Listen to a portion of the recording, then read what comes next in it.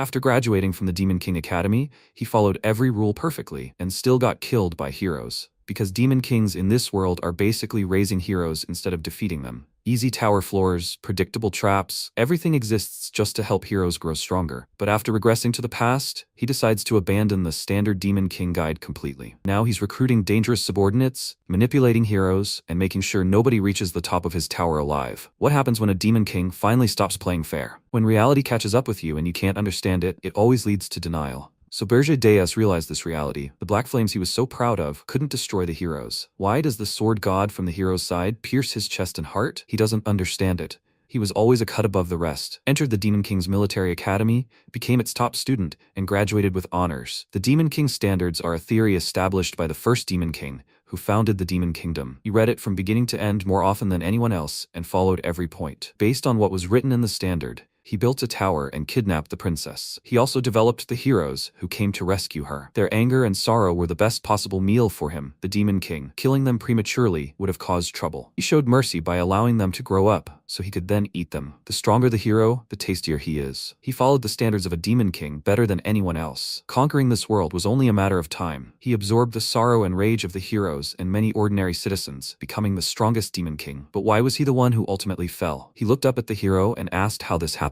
He chuckled and said that Demon Kings, always say the same thing. They bring this outcome on themselves. Why do they always look like they don't believe what's happening? He doesn't understand it at all. Berger called it nonsense, and he said that they always kidnap the most famous princesses and leave clues for them to come and stop them because of the deeds they have done. He pierced his chest with his sword again and mockingly exclaimed, "Is he completely stupid?" In his place, he would have killed the king immediately. Then the kingdom would have plunged into chaos. MC thought that if he kidnapped the king, it would have caused an internal rift due to some people's desire to take the throne. But then their anger wouldn't be directed at him, which wouldn't lead to his development as the Demon King. This goes against the standards. The hero said that that's not all. If they didn't come to the tower, he sent a certain number of monsters to the villages, training them. He could even express his gratitude to him. And if they came, it was even easier. The first floor is filled with a bunch of weak monsters. Everyone can train at their own pace, developing their skills. Berger thought that the heroes can't die halfway to collect more energy. He was extremely careful. That's what the standards taught him. The hero pulled the sword from his chest and pushed him,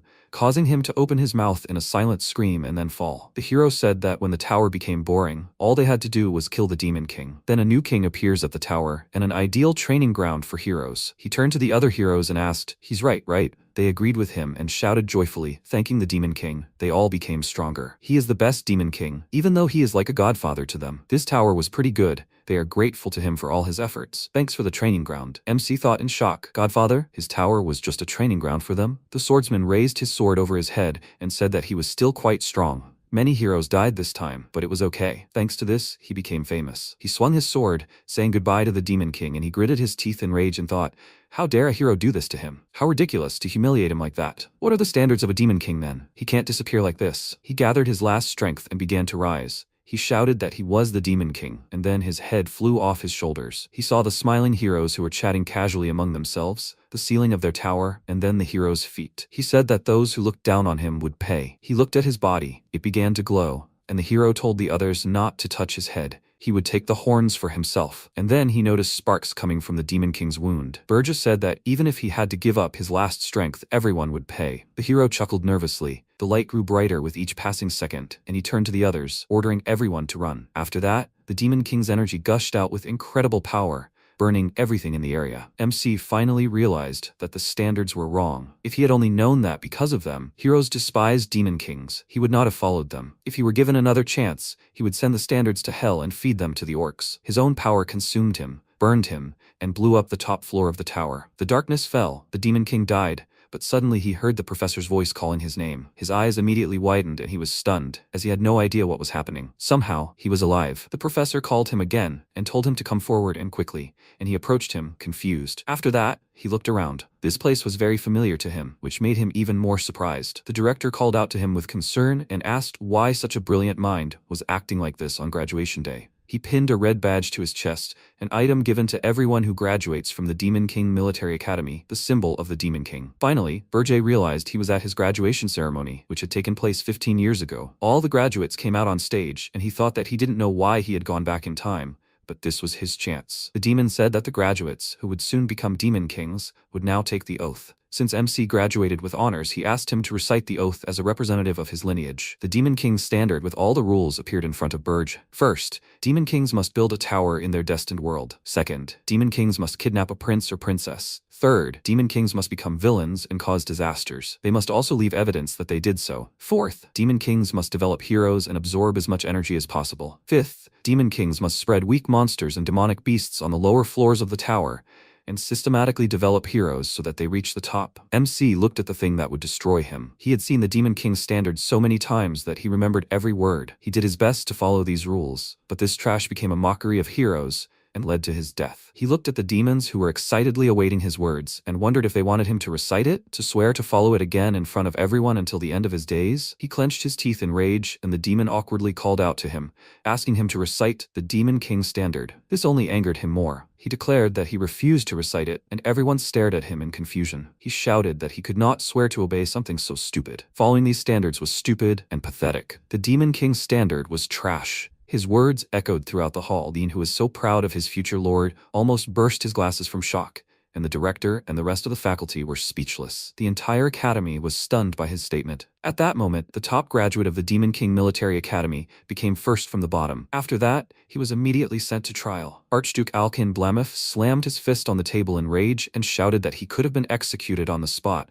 for daring to speak so harshly of the Demon King's standards. But given his exemplary behavior and exceptional talent, he would be given one last chance. He must retract his reckless statement here and now and apologize to the entire demon realm. If he refuses, he will be sent to Arian. The demons began to whisper. Judging by their conversations, this was a death sentence. In that dimension, demon kings die in droves. Others wondered why they would even give the criminal a second chance. His crime deserved death.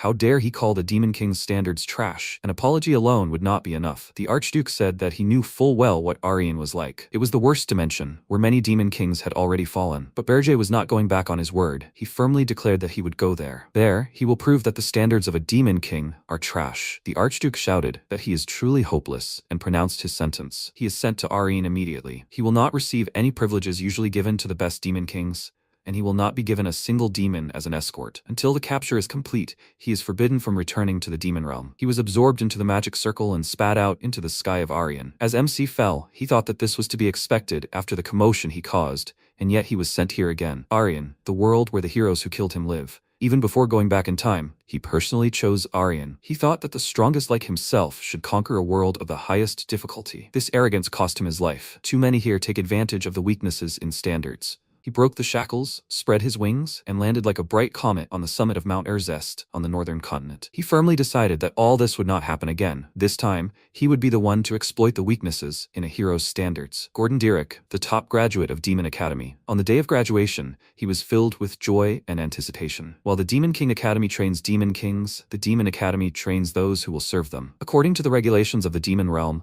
the best demon serves the best Demon King. When they arrived at the ceremony, the demoness ranked second in the rankings smiled and told him that he was lucky to be the best. He will serve this year's top Demon King, Lord Burge. The boy in third place was scolding himself for not studying harder, and Gordon decided to back them up, saying that all their Demon Kings were excellent. He added silently that they weren't as good as Lord Burge. He was from the line of demon dragons, a prodigy born once every millennium, who would forever leave his mark on the history of the demon realm. Graduating in the same year as him was an incredible blessing. With Lord Burge, they could conquer any dimension. He could already imagine standing next to him as a lieutenant, and his eyes lit up with delight. He, too, would be etched in the pages of history. But when Burge declared that he refused to take the standards of a Demon King into account, he was surprised. And when he called it trash, he was shocked. And now here he was, deep in the Erzest Mountains. According to the rules of the demon realm, the best demon serves the best Demon King. He hadn't expected this turn of events at all. MC noticed him and said that he had been told that no one would accompany him, and yet they sent one demon. Gordon slowly turned to him, and Burge extended his hand, saying that he was glad to see him. Gordon asked him the question that interested him most. Why did he do that? He didn't understand what exactly he was talking about,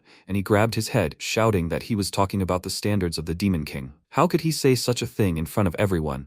And of all possible places, Arian? Now he would die here too. MC told him to calm down, or he would pull out all his hair, and he shouted in rage that his hair was not the main problem now. Burge wondered if Gordon had always been like this. In the past, he had been confident and collected. He remembered their meeting after graduation. Gordon confidently said that it would be difficult, but if they were together, they could handle it. In fact, if it weren't for Arian, he wouldn't have been so motivated. It's understandable, because the situation is completely different. but if he tells about his return in time, he might think he's crazy. Taking a few deep breaths, Gordon pulled himself together, fixed his hair, and apologized for his shameful self-presentation. Since it had to be like this, he would fulfill his duty. The first rule of the Demon King's standards: the Demon King must build a tower, but it must not be hidden or built in exceptionally harsh conditions. Only then will the heroes be able to find it. Gordon said that this is a dangerous place, surrounded by huge mountains. It will be difficult for people to find it and come here. Also, powerful monsters are walking everywhere. He can't build a tower here, they have to move. But MC said that he will build it here. He placed the tower seed in the snow. For the tower to grow, it must be planted in the ground and fed with the blood of the Demon King. Gordon exclaimed in shock that he was going against the standards. He would even throw away the pride of the Demon King? Berger thought he could understand his disgust. As a demon, it's hard to go against what's been ingrained into your subconscious unless you're dead or have a near-death experience. He was like that himself. He clenched his fist until it bled and told him to listen carefully. The Demon King's standards were complete garbage, especially here in Arin.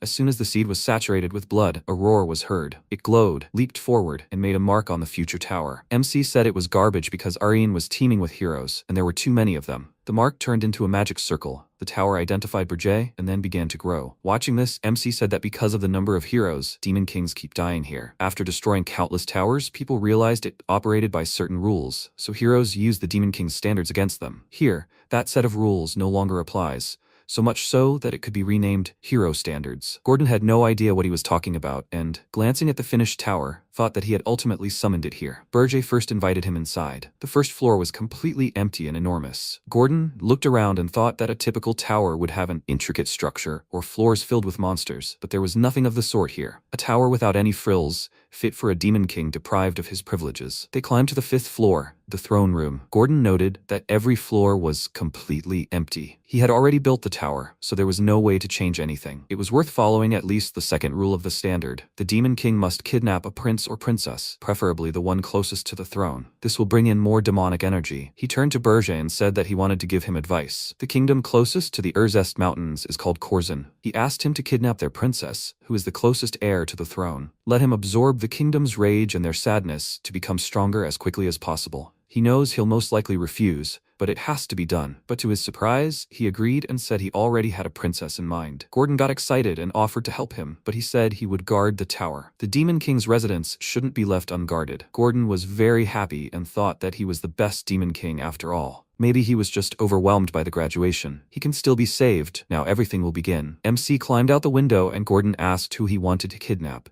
and he answered that he would take the princess from the country farthest from the tower, in the very south of the continent. The princess of the Hildren Kingdom, and the most inconspicuous of them all, the 13th princess. And again, he went against the rules. After that, he set off and under the cover of night, crept up to the princess's window as she prepared for bed. She wasn't the least bit scared when she saw him. He said he had come for her, and she asked who he was.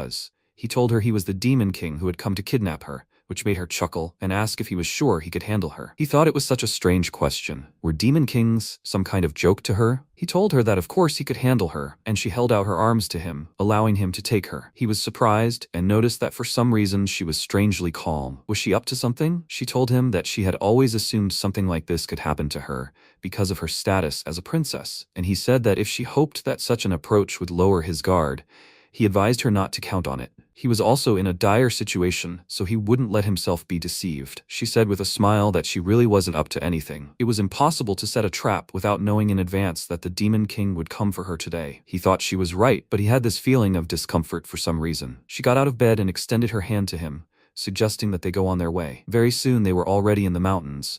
He entered the tower with the princess, and Gordon happily said that he had finally returned. Berger put the princess on the floor, and she happily greeted Gordon, and the king ordered him to give her a corner on the 4th floor. He was surprised that it wasn't a dungeon, and he said that she came with him without resistance, so he wanted to show leniency. They sent her to the 4th floor, and Gordon told the Demon King that he had something to tell him. The princess looked around her new home. She sat down and thought that the floor here was hard and cold. So she really had been kidnapped. There was nothing here. No pillows, no blankets, no servants, no beautiful gardens. Everything is so different from her kingdom, but that's not so bad. Meanwhile, MC learned that he had received an invitation from the Beast Tower. Gordon said it was a welcoming party for the new Demon King. Berger, irritated, said he didn't think so. It was more of a clumsy attempt to confuse him. a newcomer, and assert himself at his expense. He thought that the Demon Kings themselves were too proud to ally with anyone. However, the unprecedented situation in Aryan forces them to overcome their inhibitions and work together. Before, he ignored them, considering them weak-willed, but this time he should at least try to make contact. So he went to the Beast Tower, where he was met by Draxon, the Beast Demon King. He said that he had ruled this place for 70 years and,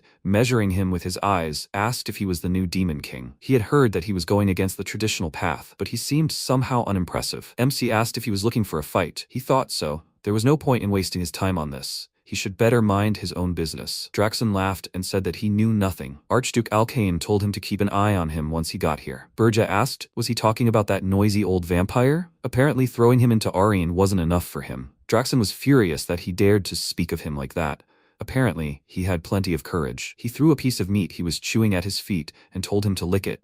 Then he would turn a blind eye to his insolence. MC asked if he didn't know why he was there. He called him stupid and said that of course he knew everything, because he had spoken disrespectfully about the sacred rules of the Demon Kings. Berje said that according to these rules, Demon Kings cannot kill each other, after which he kicked the piece of meat, causing cracks to appear on the ground, and asked if he really thought he would follow that point. Draxon was frightened by his aura and nervously said that Archduke Alkane had told him to ensure that he successfully kidnapped the princess. If he didn't report the mission within a month, he would lose his authority. MC headed for the exit and said that he was wondering what he would say. He had already kidnapped the princess, but one worthy of himself. They returned to the tower, and Gordon said that he had shown his power magnificently. He said that it was all nonsense, but now he definitely couldn't do anything to him. But they still needed to prepare. Let him check on the princess's condition. He needed to learn how to use her to his advantage. Gordon went on an errand, and he clutched his head and thought that this was problematic. If other Demon Kings shared the same position, the situation would be even more unpleasant. The consequences of offending the sacred rules were far more serious than he expected. But even if he were given another chance, he would do the same. He jumped up from the throne and thought that it was better to die than bow his head to trash. He would not repeat the same mistakes again. This time, he would rebuild his foundation from scratch. Since he kidnapped a princess of low status,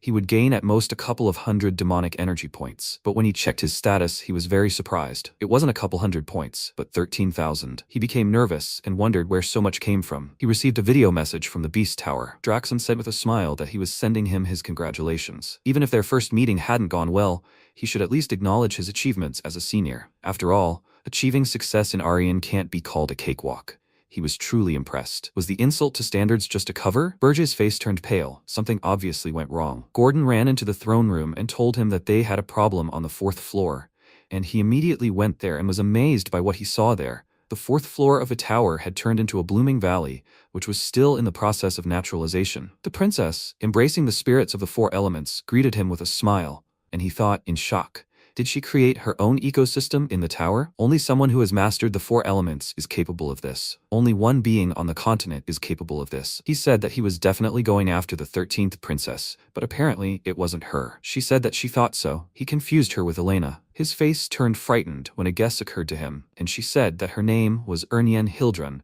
She was the first princess of the Hildrun kingdom. Meanwhile, an uproar arose in the royal palace. Everyone finally learned of her kidnapping. The king was wildly furious that someone dared to kidnap his precious daughter, and ordered the strongest heroes and all the kingdom's troops to be gathered immediately. They must deprive the foolish demon king of his head and return the princess. The knights loyal to the king had already set off. At this time, Ernien said with a smile that that's why she asked if he could handle her. MC said he heard about a genius elemental mage full of mana and couldn't help but detect this energy. How did she outsmart him? She told him she could hide her mana with this ring. It's a royal family heirloom. She took off the ring and asked if she could answer his question. Does he want to send her away now? He remained silent and thought that he would be laughed at if he sent her back. No kingdom would fear a coward, so it would be difficult for him to collect demonic energy. He would have to go all the way. He received a message about a detected anger directed at him. At the moment, he has 19,000 demonic energy points. He realized that he had already been identified and told her that nothing would change, even if she were the 13th princess. She was still his hostage. Meanwhile, in the kingdom of Hildrun, the king was restless and constantly drove his subjects, telling them to immediately return his princess. One of his subjects said that they still don't know which demon is responsible for the kidnapping. They have already dispatched patrols, so he should be patient. The king, furious, ordered them to hurry and find out everything. The princess was kidnapped, and they don't care. His advisor said that something is wrong here. The demon king from the Tower of Lust recently kidnapped the prince of another country. He incurred the wrath of too many people and was killed by heroes. Despite this illustrative example, another demon king kidnapped their princess. Isn't that strange? Everyone immediately understood what he meant. The king gripped the armrest in rage and hissed through his teeth that this meant there was a new king. A knight ran into the throne room and excitedly informed him that they had found traces of teleportation magic. They were located in the north. The presumed source was in the Urzest Mountains. Meanwhile, Gordon told the king that the Hildren army would arrive here soon. He didn't think it would be too much for them to handle. He chuckled and said everything would be fine. The Hildren kingdom can't get here. The Urzest Mountains are located at the northernmost point of the continent,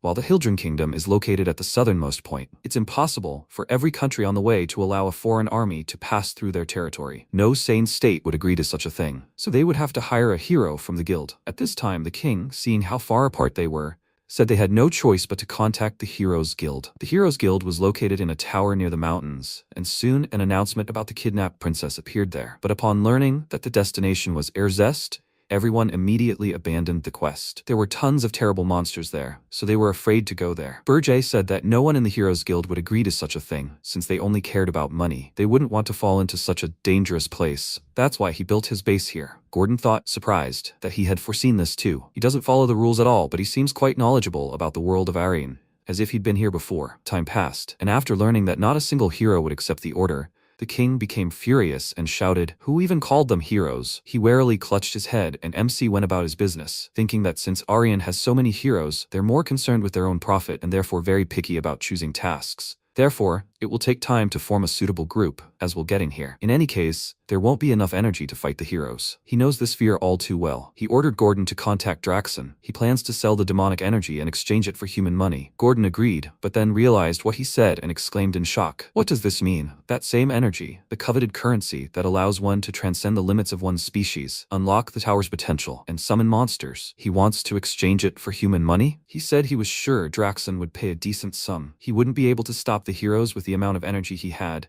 but if he used the money, he might be able to accomplish something. After that, he went to Holton, near the fortress town near the Urzest Mountains. He approached the town gates, and the guards ordered him to stop and identify himself. Bergie told them he was a mercenary, and the guard asked what kind of madman would go to the Urzest Mountains alone. He seemed suspicious, but this suspicion immediately dissipated when Berger gave him a gold coin. They let him through without question, and he looked around, thinking that he couldn't explore the city alone, so he'd first find a guide. Meanwhile, at the headquarters of the Scarlet Hawk Mercenary Guild, the boy turned to the captain and asked if they should leave this place soon. The captain asked, "Why? It's so nice here. The soldiers deal with monsters, and they collect trophies from their battles. What could be better?" Another mercenary asked, "Haven't you heard? The Demon King founded a tower in the Urzest Mountains." He smirked and said that it was all nonsense, as if he didn't know these Demon Kings. They always build towers where heroes can easily reach them. The guy said he heard that he even kidnapped the Hildren princess, and he asked where he had seen Demon Kings traveling to another part of the continent to kidnap a noblewoman. The man asked with a smile, what would he say to the fact that the Hero Guild rejected the request to rescue her after hearing where they would have to go. The captain exclaimed that it was all a show. The princess is the precious heir of the family. It was just a trick to squeeze out more money. They themselves know how greedy they are for money. Suddenly, Berger appeared behind him and asked, "So that's what's going on?" At his sudden appearance, the mercenary captain fell to the floor with a loud scream and exclaimed, "Who the hell is he?" The MC said with a smile that they all seemed well informed. They were perfect as guides. Let one stay, and the rest leave. The mercenaries rushed into battle, shouting that he was the one who messed with them and would not leave alive. MC immediately dealt a blow to everyone, then rushed through the guild, knocking out the rest. A large guy with a hammer jumped at him in midair and slammed him with all his might, but Berger stopped his weapon with his hand, startling him. Meanwhile, the crossbowmen gathered on the second floor, took aim, and MC threw the fat man away, breaking several tables. The mercenary captain, meanwhile, clutched his head, thinking he was a monster. A rumble was heard outside the guild, but no one went in to check, thinking they were just fighting again. Finally, Berger dealt with everyone, approached the mercenary captain, and told him not to be afraid. He would spare him if he answered his questions. He bowed his head, begging for mercy, and asked where the slave market was. After that, the mercenary led him there. MC looked around and noticed that there were only human slaves here, and he smiled nervously, asking if they weren't to his taste. Berger threw him a bag of coins and asked if there weren't any rarer goods here. At the sight of gold, he immediately smiled and led him to another place. MC thought, how can he make such a face, seeing how he treated his subordinates? No, humans want money, demons want demonic energy, it makes no difference. The mercenary captain led him to the basement, and he remembered his conversation with Gordon, who told him that he intended to buy slaves, representatives of other races captured by humans, and elves, known for their conscientiousness, would be ideal. He will use him as a spy to bring chaos to the ranks of heroes. Meanwhile, the hero Helan Cargill arrived at the Hildren Palace. The king greeted him with respect, joyfully saying that he believed that he would agree to this. He replied that of course he would save the princess and bring the Demon King's head in the name of justice. Meanwhile, a slave trader approached Berje and asked what kind of slave he was looking for. He replied that he had come to buy an elf slave, and pointing to the mercenary, said that this man would pay for him. He became very indignant, and MC threateningly asked if he had any objections. He didn't dare contradict him, and took the required amount of coins from the bag, after which MC asked them to leave the room. He needed to make sure of something. The slave trader hesitantly said that the elf might go berserk, and he told him not to worry. If anything happened, the mercenary would pay for the damage. He clicked his tongue in displeasure and left with the slave trader, after which Berje opened the cage and approached the elf, saying that such a proud creature had been reduced to a flawed slave. He removed the shackles with magic, and the elf asked, "Is this demonic energy? What business could a demon have with an elf?" He replied that he wanted to give him a chance to take revenge on humans. He remarked that it was a tempting offer, but he didn't trust demons any more than he trusted humans. MC said he was different. If he remained loyal to him for 50 years, he would guarantee his safety and freedom. Half a century wasn't much for elves, and it was certainly better than being humiliated by humans. The elf said he was a demon. His kind wanted to destroy the world tree that the elves worshipped, along with the world it supported. How could he trust him then? And above all, it was strange for a demon to seek help from an elf. He had hit him where it hurt, but he wasn't upset and offered the elf this. He would swear on the great standard of the Demon King that he would fulfill his promise and not lay a finger on the world tree. The elf was surprised. For demon kings, their standard is the same as the world tree. Berje said that in exchange, he wanted him to swear an oath on the world tree to be loyal to him for the next 50 years. The elf smirked and called him strange, but since things had already gone this far, he agreed. He stood up and told him his name with a smile. He was Granada of the Maple tribe. He would swear allegiance as soon as he saw the Demon King who had sent him to him. MC said that he was the Demon King, which took him by surprise. Of course, he didn't believe him and laughed, asking why a Demon King would come here. They weakened more and more the further they were from their tower. Why would they go buy a slave themselves? If he really was the Demon King, he would swear allegiance to him for the next 100 years. When they arrived at the tower, he realized that he hadn't lied to him. Berje said that he was now bound to him by a 100-year contract. He shouldn't have thrown words around. Granada exclaimed in shock, "He's really the Demon King?" This was clearly a lie. He never even said it would be so empty. The third floor was literally bare, and the fourth was pure nature. What kind of tower is this, without a single monster? He wouldn't last a year at this rate. The heroes would tear him to shreds. He would never work in a place like this. MC released his energy and asked threateningly, "Have you forgotten? They had already signed a contract." Granada immediately fell silent and thought that while his tower was completely worthless, none of the monsters from the Urzest Mountains were attacking it, and they were all disaster level. They couldn't risk dealing with them, or rather with the Demon King. Indeed, the Demon King was theirs no matter what. Perhaps he really would get a chance for revenge. He knelt down and said that he swears by the name of the Great World Tree that from now on his loyalty is his for the next 100 years, and thought that since the Demon King came to him personally, he would surely give him an important role. He will take revenge, being part of his evil plan. Berje with a smile ordered him to cook him food first, which confused the elf. He was supposed to be part of a very important plan, but now he is just chopping vegetables in the kitchen. The princess volunteered to help him and enthusiastically began chopping vegetables. When the food was ready, they gathered in the dining hall, and Granada awkwardly asked the king, "This woman, is she from the kingdom of Hildren?" He answered him that it was Ernian Hildren, and he exclaimed in shock, "Has he completely lost his mind? How could he kidnap the crown princess herself? There's literally nothing in this tower. How is he going to stop the heroes once they get here?" Gordon nodded vigorously, agreeing with every word, and MC said that's why he bought him. Let him sit and eat for now. They started eating. The elf stared at him in confusion, and Berje said with surprise that he was a good cook. The princess boasted that she helped him, and the elf asked, "What's going on here?" After that, they went to the fourth floor, and Granada asked if he wanted him to fight the heroes here. MC told him that wasn't true. If they went that far, they would be finished, because that would mean they had crossed the Urzest Mountains. He would disorganize the human world in his place. He clarified, he wants him to become a spy. He confirmed this, and said that before that, he must test his skills. He told him with a smirk to attack, and he said that he wouldn't be able to defeat the Demon King in his tower. Berje said he would only use one hand and not use a drop of demonic energy. Also, if he won, he would reduce his term of service to 50 years. He immediately used magic and said he'd better keep his word. He would take his head off, meaning he would use everything he had against him. He jumped up and ran at Berje, sending chunks of earth at him. He blocked all of his blows and noted that despite being restrained for so long, his movements were quite good. Did he absorb the mana of the fourth floor, or enhance his physical abilities. This is a fighting style suitable for an elf. Granada exclaimed that not every elf was capable of that. He should blame himself for choosing the wrong opponent in the wrong place. Vines wrapped around Berger's leg and he noticed this, and the elf pounced on him with a smirk, noting that he had plenty of open spaces. Now he would take his 50 years back. MC smirked and said that it could work, but he hadn't forgotten who he was dealing with, had he? He released his demonic essence and told him not to worry. He wasn't going to use demonic energy. He would control the force of his blow so as not to kill him. The elf became frightened and asked him to wait, and then a roar echoed throughout the tower. Sometime later, at the headquarters of the Scarlet Hawk Mercenary Guild, the captain, already anticipating a pile of money, joyfully greeted Berger, and he said he would like to hire his squad for a year. He agreed without question and asked about the budget, and his squad members were upset. He was sucking up to someone who had beaten them to a pulp. Maybe they should find another job? MC threw a bag of coins on the table, and the mercenaries told the captain that they would follow him for the rest of their lives. Loyalty is what makes them mercenaries. So what if he beat them? He thanked them, confused, and thought that he should assemble a new squad. Berger said that he needed someone to join the squad. He would relay orders on his behalf. He agreed, but the mercenaries began to resent him, since he was an outsider. Granada stepped forward, introducing himself, and when they saw him, also beaten and exhausted,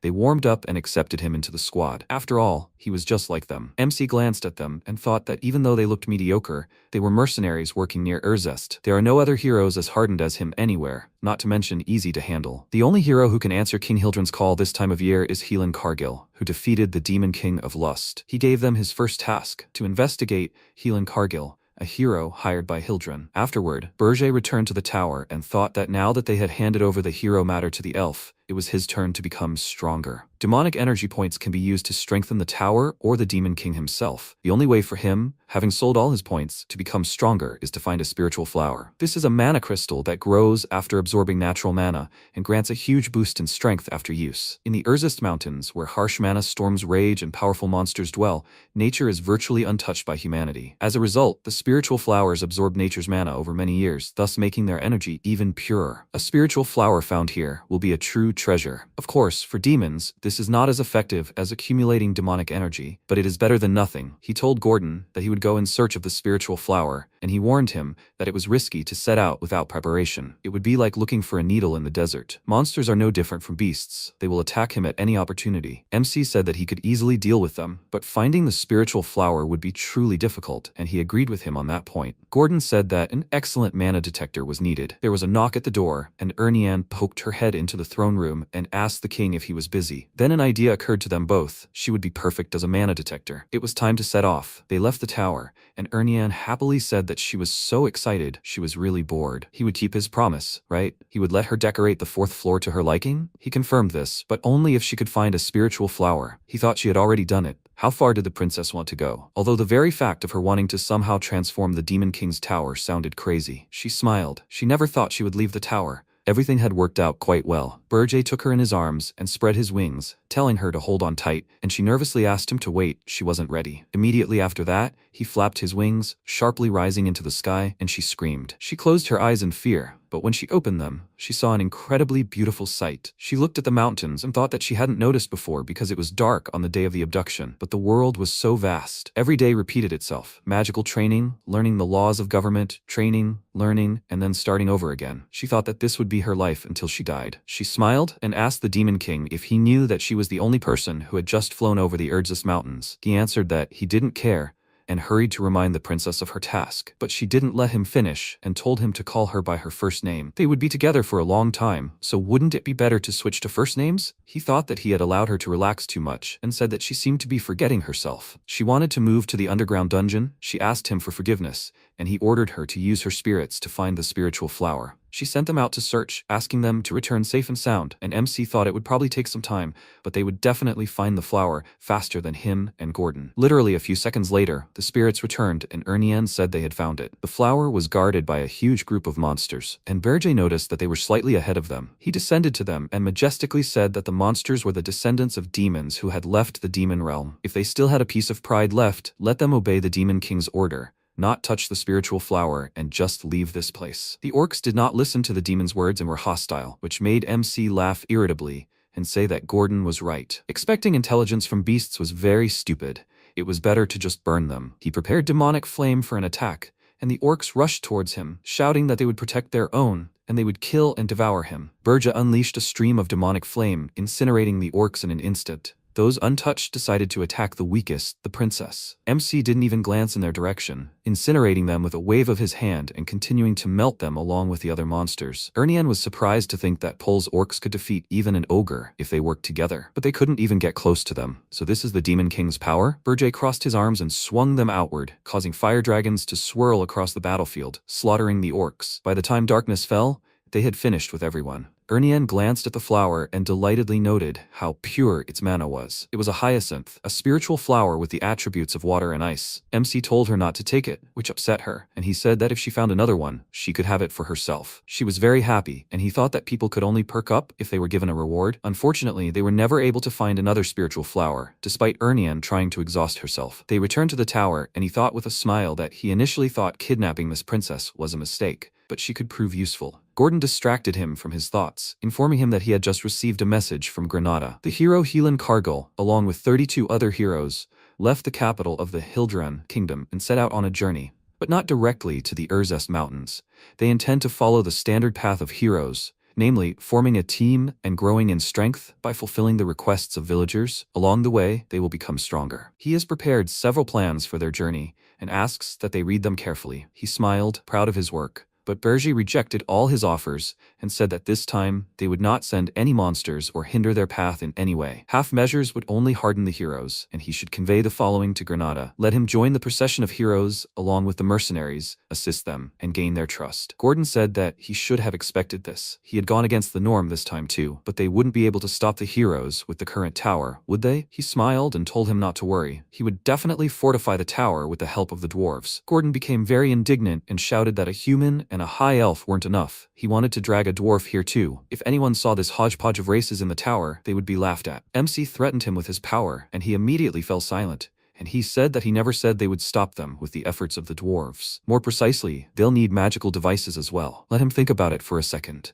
The heroes are so accustomed to the Demon King's standards that they open the door to the first floor expecting weak monsters. But what if they're met with dozens of cannons? Gordon considered this. The heroes definitely won't be prepared for that. He immediately dismissed the thought, saying that it was so far from the norm, and as soon as he closed his eyes for a second, the king disappeared. Seeing that he had already flown away, he cursed loudly and asked if there would really be another kidnapping. Meanwhile, in Wolfner, the underground city of the dwarves, the best blacksmith, named Loger Friedri, worked, and he was next in line to be kidnapped by the vile Demon King. Berge arrived at the city gates, was allowed inside, and thought that before the regression, he had fought countless dwarves. But this was his first time in their city. He went into the tavern, gave the owner a few gold pieces, and said that he had come to order a weapon, but did not know where to turn. Where could he find the most outstanding blacksmith in this city? The dwarf tossed the coins contentedly and remarked that, for a human, he was doing quite well in business, and he said that he had heard that dwarves loved money as much as heroes. He said that he was not mistaken. Let him go to the inner part of the city. There he will see a huge hole. When he gets on the elevator, they will check his ID and take him to the right floor. It is a two-stage security system to identify intruders. He did not enter the elevator and went down to the very bottom floor himself. Now he needs to go to the farthest room. That is where he will find the best blacksmith in the city. Finding himself on the very bottom floor, he already began to hear hammer blows. Looking into the room, he saw the blacksmith who was currently busy with work. It was Loger Friedri. He thought that his skill in metalworking was so skillful that it seemed as if mana itself was dancing. Is he the best blacksmith? He crept up and extended his hand towards him, deciding to quietly kidnap him. But his next hammer blow was stronger, causing a stream of flame to gush out. MC was surprised and thought, did he feel this tiny demonic energy? Could this dwarf really be one of them? Loger lunged at him, struck him with his hammer, but Berge blocked it and remarked that he was a hero. The dwarf shouted that he was a hero. Loger Friedri, a blacksmith who possessed the power of heroes. How could a demon dare set foot on dwarven lands? He would not leave this city alive. MC smirked and said that these were too lofty words for such a weak dwarf. He revealed his true nature and grabbed him by the neck, saying that he was not a demon, but the Demon King. Loger began to choke. He dropped his hammer, and the guards immediately burst into the room, asking what all the noise was about, but Loger was already gone. Upon learning of his disappearance, they raised the alarm throughout the city, blocked all the exits, and went searching. By then, they were already on the roof of the building. Berge said that he would kill him if he made even a sound,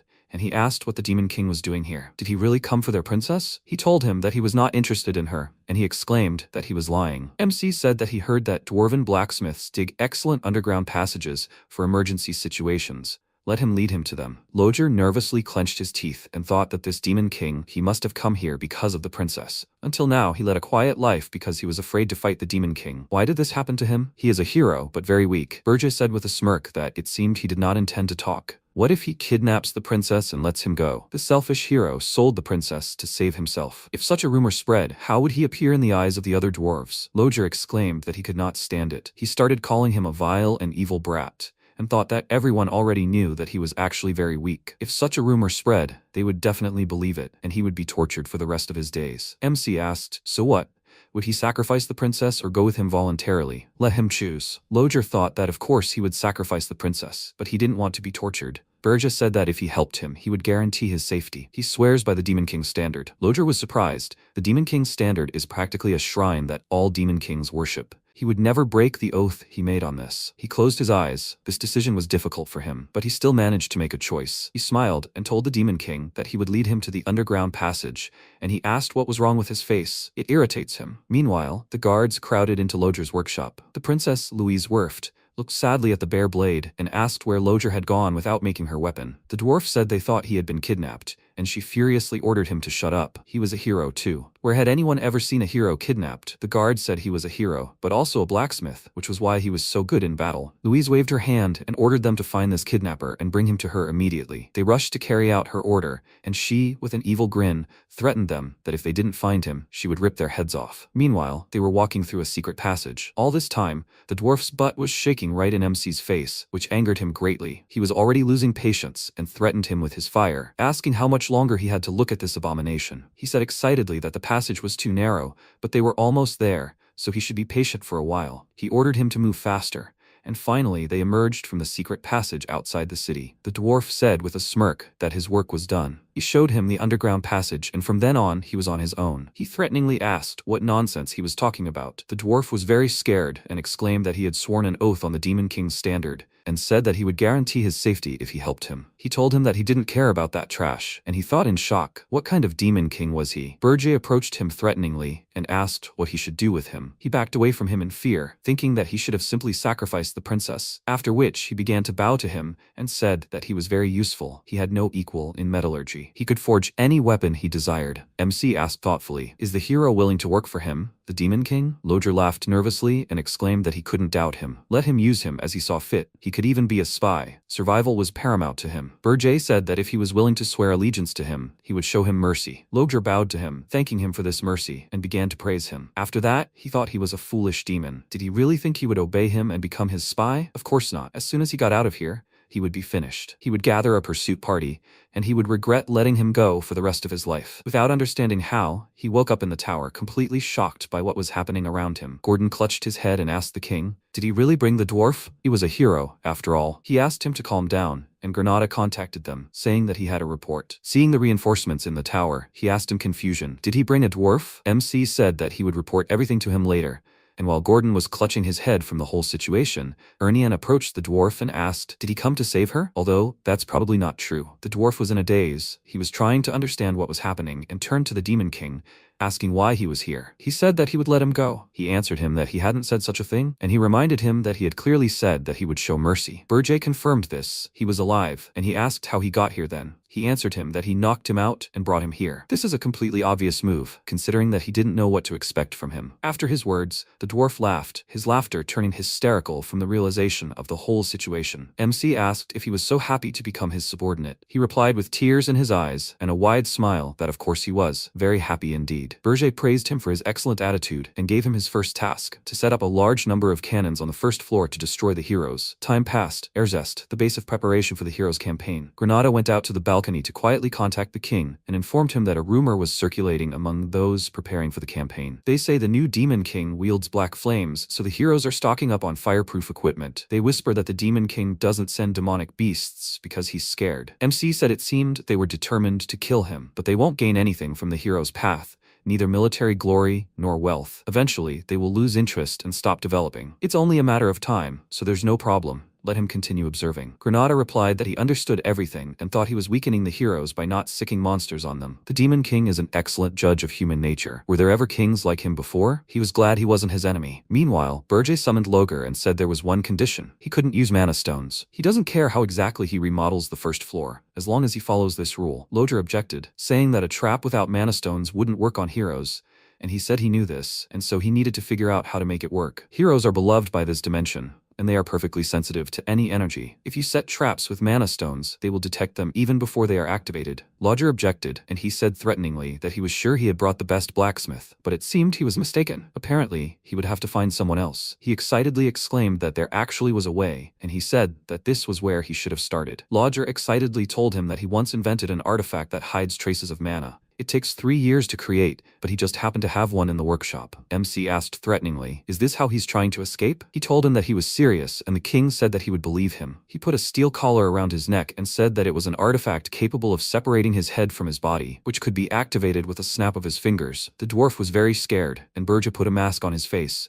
hiding his face. If he took it off, he would consider it an escape. Loger exclaimed that he would never take it off, and then they set off. MC visited several kingdoms, buying supplies and mana materials. It took about a month to gather supplies, and he kept everything he bought in a spatial pocket. Then they returned to Wolfner. They climbed into a secret passage. Meanwhile, Louise was smashing everything in his workshop. She threw a board at a guard and shouted that a month and a half had passed, and they still hadn't found him. They were all just worthless idiots. How much longer would she have to wait? The dwarf said the blacksmiths had dug too many tunnels, and each one needed to be checked. But most likely, the intruder and Loger had already left. She exclaimed that of course they had left. Only a fool would stay here. He had been kidnapped. She grabbed the dwarf by the head and raised it, saying that she was giving them exactly 2 weeks. If they didn't find the kidnapper, they would say goodbye to their lives. The guard excitedly exclaimed that he promised to find them, after which she ordered everyone to leave and let them fill in all the tunnels dug by the blacksmiths. They scattered, and she caught her breath, then looked at the bent blade and said that this was supposed to be her weapon. She crumpled the blade in a rage and asked Loger to live.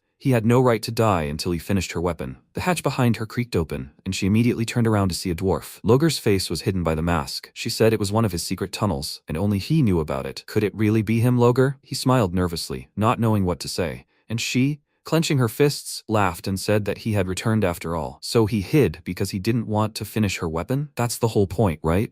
He tearfully exclaimed that it was all a misunderstanding, and she angrily walked towards him, saying that she had understood everything correctly. How dare he insult the princess? From now on, he was her slave.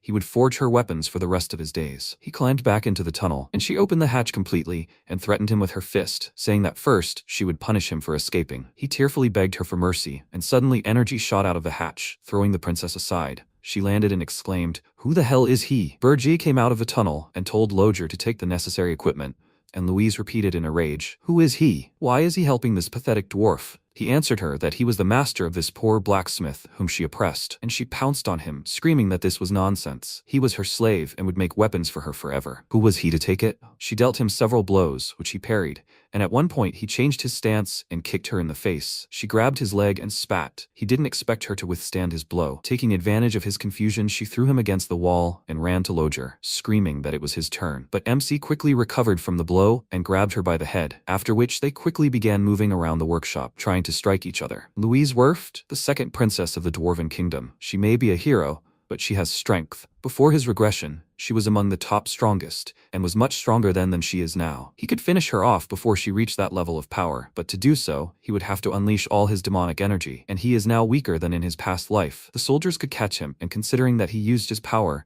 she now knows that he is the Demon King. While they were fighting there, Loger was frantically tinkering with the equipment. Burji landed next to him, startling him, and asked if he had taken everything. He replied that he was just disassembling it. It turns out that the mana concealment device, the mana phantom, was simply enormous. MC asked threateningly, "Is he tired of living? He has 1 minute." Loger screamed in fear and set to work, and the princess rushed towards them with a creepy smile and asked who gave them permission to do this. Burje told the dwarf that if he couldn't handle it, he would leave him here, and he tearfully exclaimed that he was fast. MC prepared for the attack and thought that he had no idea how long he could last without true power and demonic energy. Their forces clashed, and the princess exclaimed that she didn't know where he came from, but she wouldn't let him out alive, and she would break Lodger's legs so that he wouldn't escape again. He remarked that she sounded just like the Demon King. Let her give up. He would take the blacksmith and the equipment with him. Finally, Lodger disconnected the mana phantom from the hoses and told Berger that he was finished. The princess, furious, called him an idiot and exclaimed, "He came back just for this piece of iron? He thinks it's that easy to deal with?" MC noticed her distraction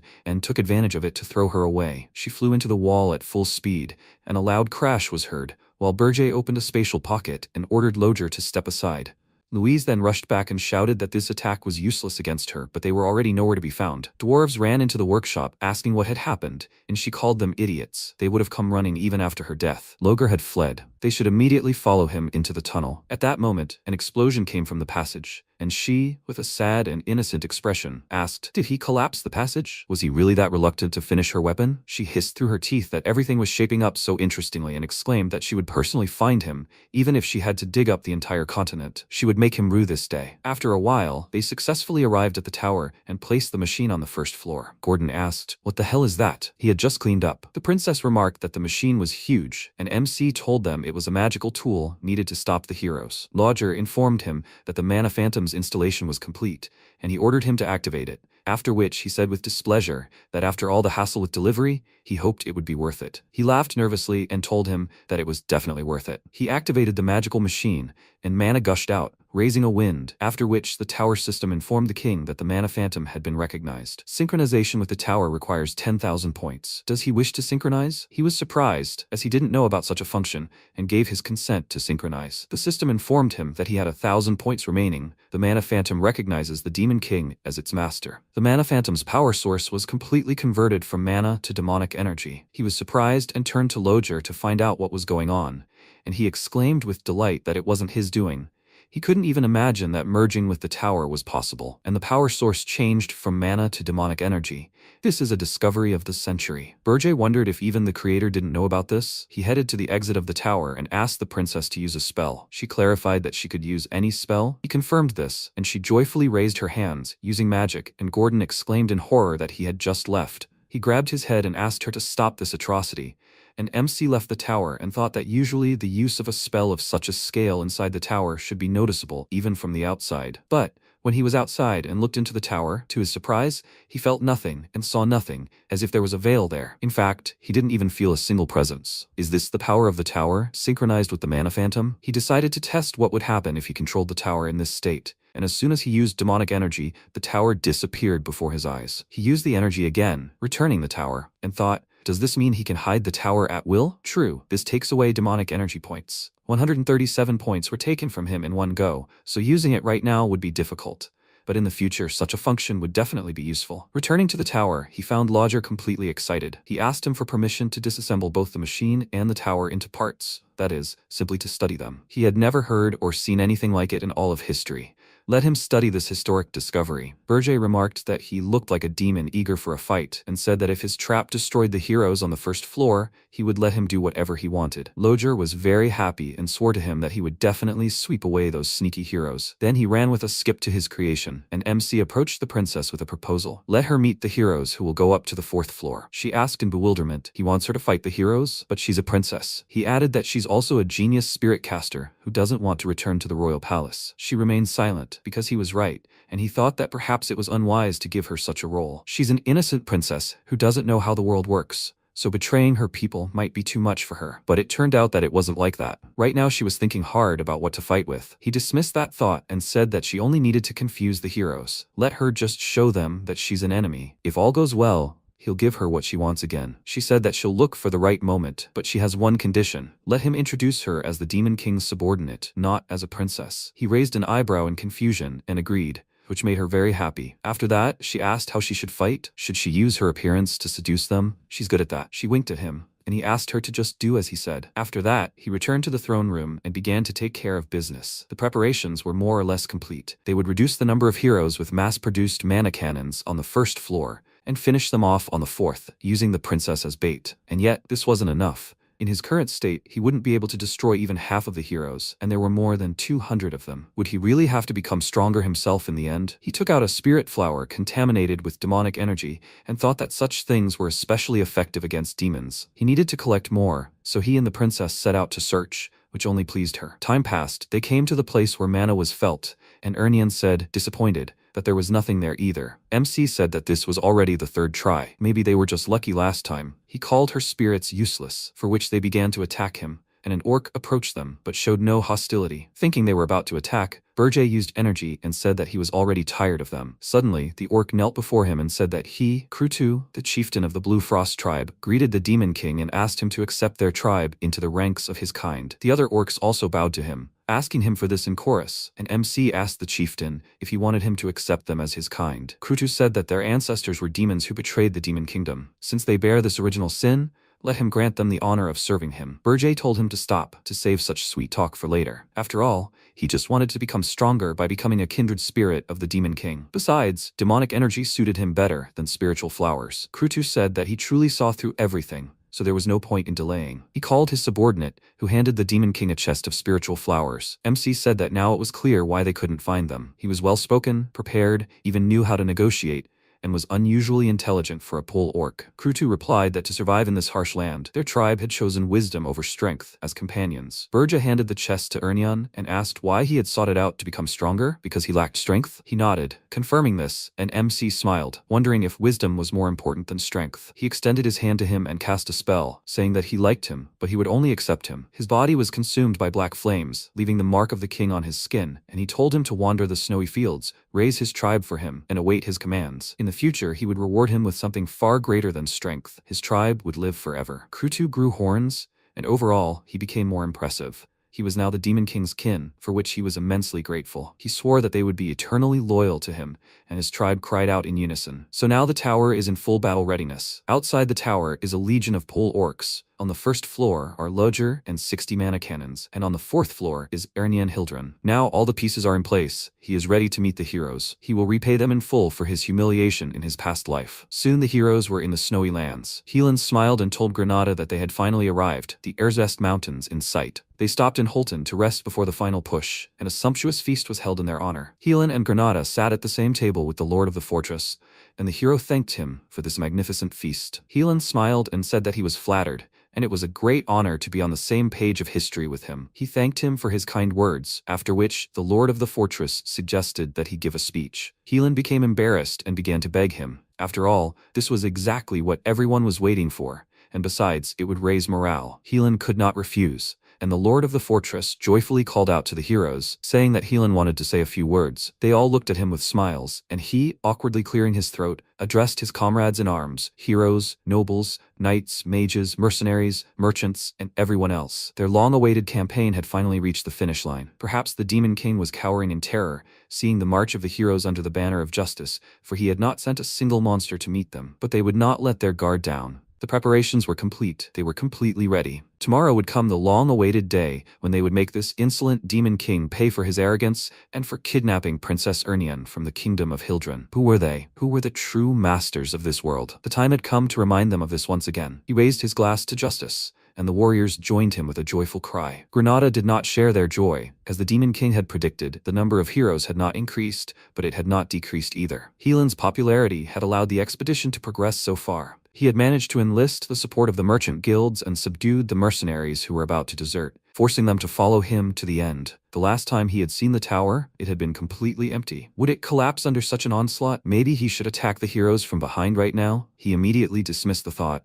and wondered what he was thinking. If the expedition succeeded, he would finally gain his freedom, and that was in his best interests too. He clutched his head, trying to compose himself, and Heelan noticed his strange behavior. After that, Granada went out for some fresh air and to send a report. He contacted the king and informed him that they had arrived in Holton, and that they would begin the ascent tomorrow after replenishing their supplies. MC told him not to contact them again once they left Holton. He also needed to keep an eye on a few things. When they climbed the mountains, he should be wary of snow, not let his guard down at night. And lastly, when they opened the tower gates, he should stay as far away from it as possible. He nervously asked what he meant, but Berge had already hung up, and suddenly, Helan approached him with 2 glasses of wine and asked why he was standing here all alone. Granada shuddered in fear and answered that he just went out for some fresh air. Did something happen? Helan gave him a glass and offered him a sip of wine, a fruity variety that elves love so much. He thanked him, and he noticed that something seemed to be eating at him. He asked if he thought they could really defeat the Demon King. Helan laughed and asked if he was nervous. He told him that he really was, and he honestly admitted that he himself did not know. People trust him and follow him, but storming the Demon King's tower is always pure hell. Never has an assault gone smoothly. Granada smiled and asked, but didn't he kill the Demon King of Lust by absorbing his power? Compared to him, the Demon King should be easy prey. By the way, no one knows exactly how he defeated him. Maybe he could tell him his heroic story? Helan's face darkened. He forced a smile, and told him that this was only possible thanks to his brave comrades, like himself, who always fought monsters boldly. He patted him on the shoulder and confidently told him to go ahead and cover his flank. If they joined forces, victory would be theirs. Granada smiled, agreeing,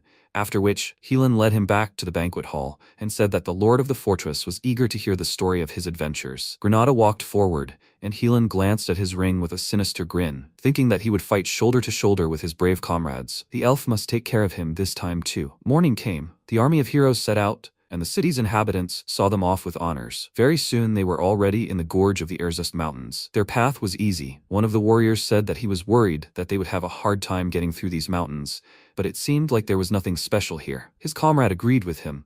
There was practically no snow, and the sky was clear. At this rate, they would reach the tower without incident. It seemed the goddess of victory was on their side. The man laughed and said that they had been told that there were disaster-level monsters everywhere here. Did they hibernate or something? The guy next to him said that even the monsters were trembling with fear near Helan, and suddenly some sticky liquid fell on his head. He looked up to check what was going on, and saw ghouls on the top of the cliffs, and warned the others about it. He was very scared, since they were quite large, and Helan immediately gave the order to maintain battle formation. They mustn't panic, let them protect those nearby. The gorge is very short. He called out to the knights, telling them to cover the mages and retreat, and they engaged in battle. The ghouls were several times larger than them, and were simply overwhelming them, and one of the heroes, Wharton, warned Helan that a frost giant was ahead. He immediately ordered everyone to retreat. They moved to a relatively safe place, and Helan, seeing this huge giant, ordered Wharton to take the people out of the gorge while he dealt with the giant. Helan worriedly asked, was he going to fight him alone? He assured him that everything would be fine, then jumped high into the air, ending up above the giant,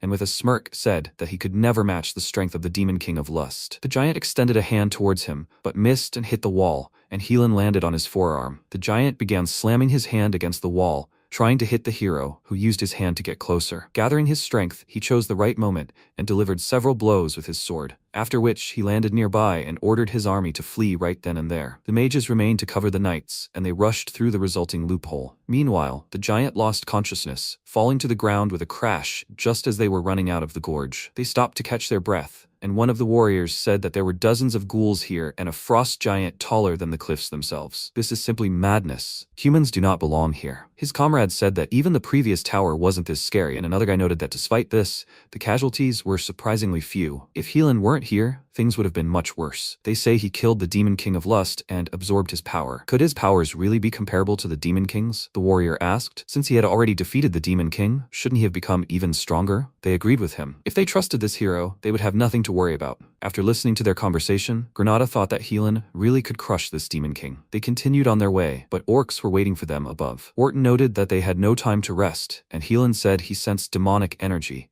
the Demon King's minions. Krutu called them foolish humans and welcomed them to the Erzest mountains, and Helan told his comrades that they were easy opponents. He would deal with them in an instant. Granada heard a suspicious sound, and remembering the Demon King's warning about the snow, nervously wondered if this really meant it. The orc leader threatened that none of them would reach the tower, and they saw an avalanche descending on them from the peaks. And Granada wondered how he was supposed to protect himself from this. The Demon King was a crazy idiot. The avalanche caused everyone to become confused and panicked, and Granada, in fear, ordered everyone to flee. MC, meanwhile, watched everything from his throne, and seeing them die in the avalanche, he smirked and told the heroes that this time he would hunt them. He warned Granada of 3 things. First, to be wary of the snow. After the avalanche, they began searching for the missing, and Helan decided to set up camp there and search for the heroes buried in the snow. Second, MC warned Granada not to let their guard down at night under any circumstances. When the moon rose, they were attacked by giants and ghouls, which the orcs had deliberately herded toward their camp. Granada, defending himself from them, constantly cursed the Demon King in his thoughts. Watching this, MC smirked. During the day, an avalanche awaited the heroes, and at night, a horde of monsters, and this cycle repeated itself endlessly. 3 days had passed since entering the Urzest Mountains, and the party's numbers had decreased from 511 to 256. The group of heroes finally reached the top of the highest mountain,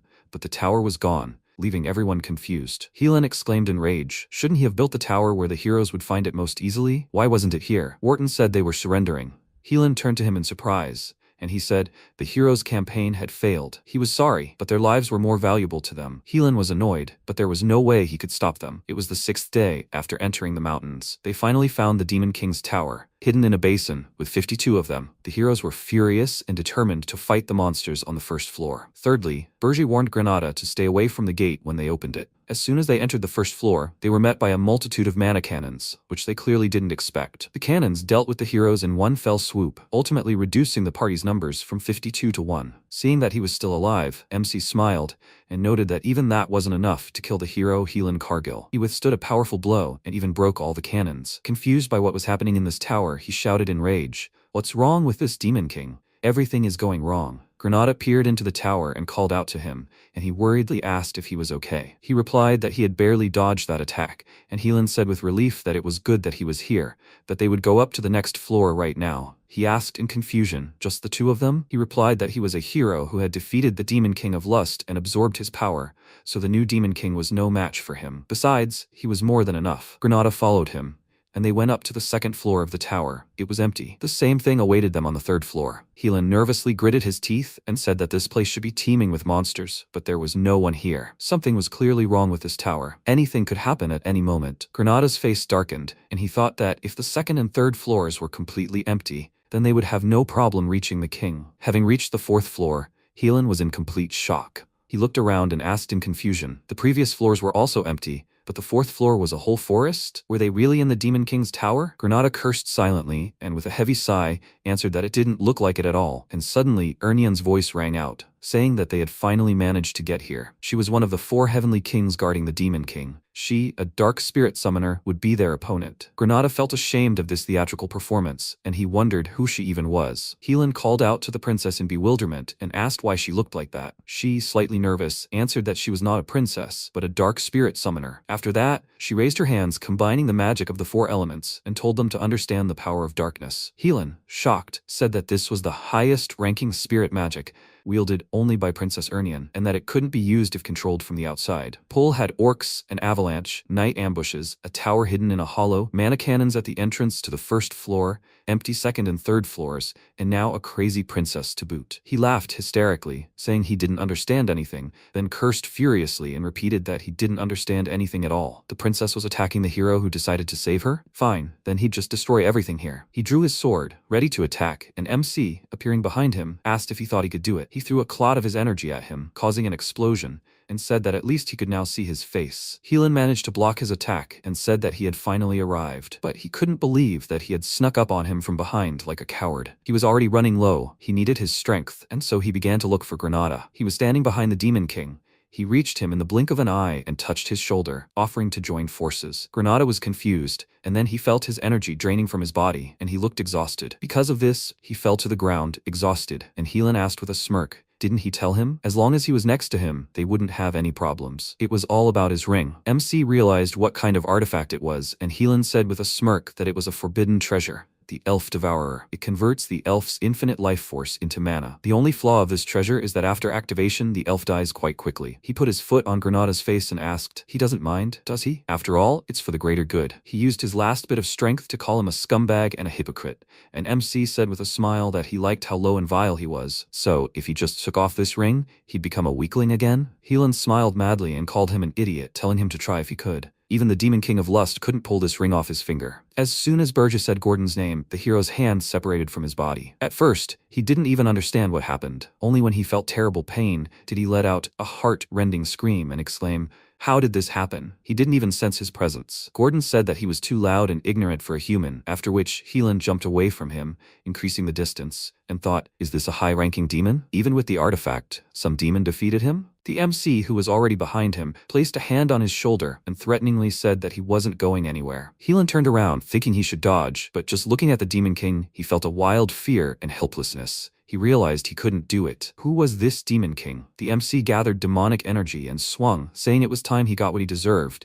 and then dealt him a blow that shook the entire tower. Thus, the hero was defeated, but he survived even such a blow. The MC looked at him and said that it was impressive. He ordered his subordinates to tie his hands and throw him in the dungeon, along with the rest of the people lying at the entrance, and let him forbid them too. Granada, meanwhile, was in a very bad way. He had already seen the afterlife, and Burge fed him a spiritual flower, saying that he had done an excellent job. As soon as the mana filled his body, he came to his senses, and was surprised to notice that he was completely healed. He glanced at the Demon King, who was giving the spirit flower to the princess, and wondered what had happened. Had he really wasted such a valuable item on it? MC contacted Loger, and said that he had also worked hard, so he would grant him permission to dismantle the tower. The dwarf was overjoyed and began to thank him, after which he told his vassals that everything was finished and that they should return to their floors and clean everything. He left, and Granada watched him go, noticing that even after such a fierce battle, he seemed completely unperturbed, as befits a demon king. Ernian touched her chin in confusion, and the elf asked if something was wrong. She answered that she simply thought the demon king was tired. As soon as he returned to the throne room, MC immediately lay down on the floor and caught his breath, thinking that it was close. He can't show his weakness. And yet, this man, Helan,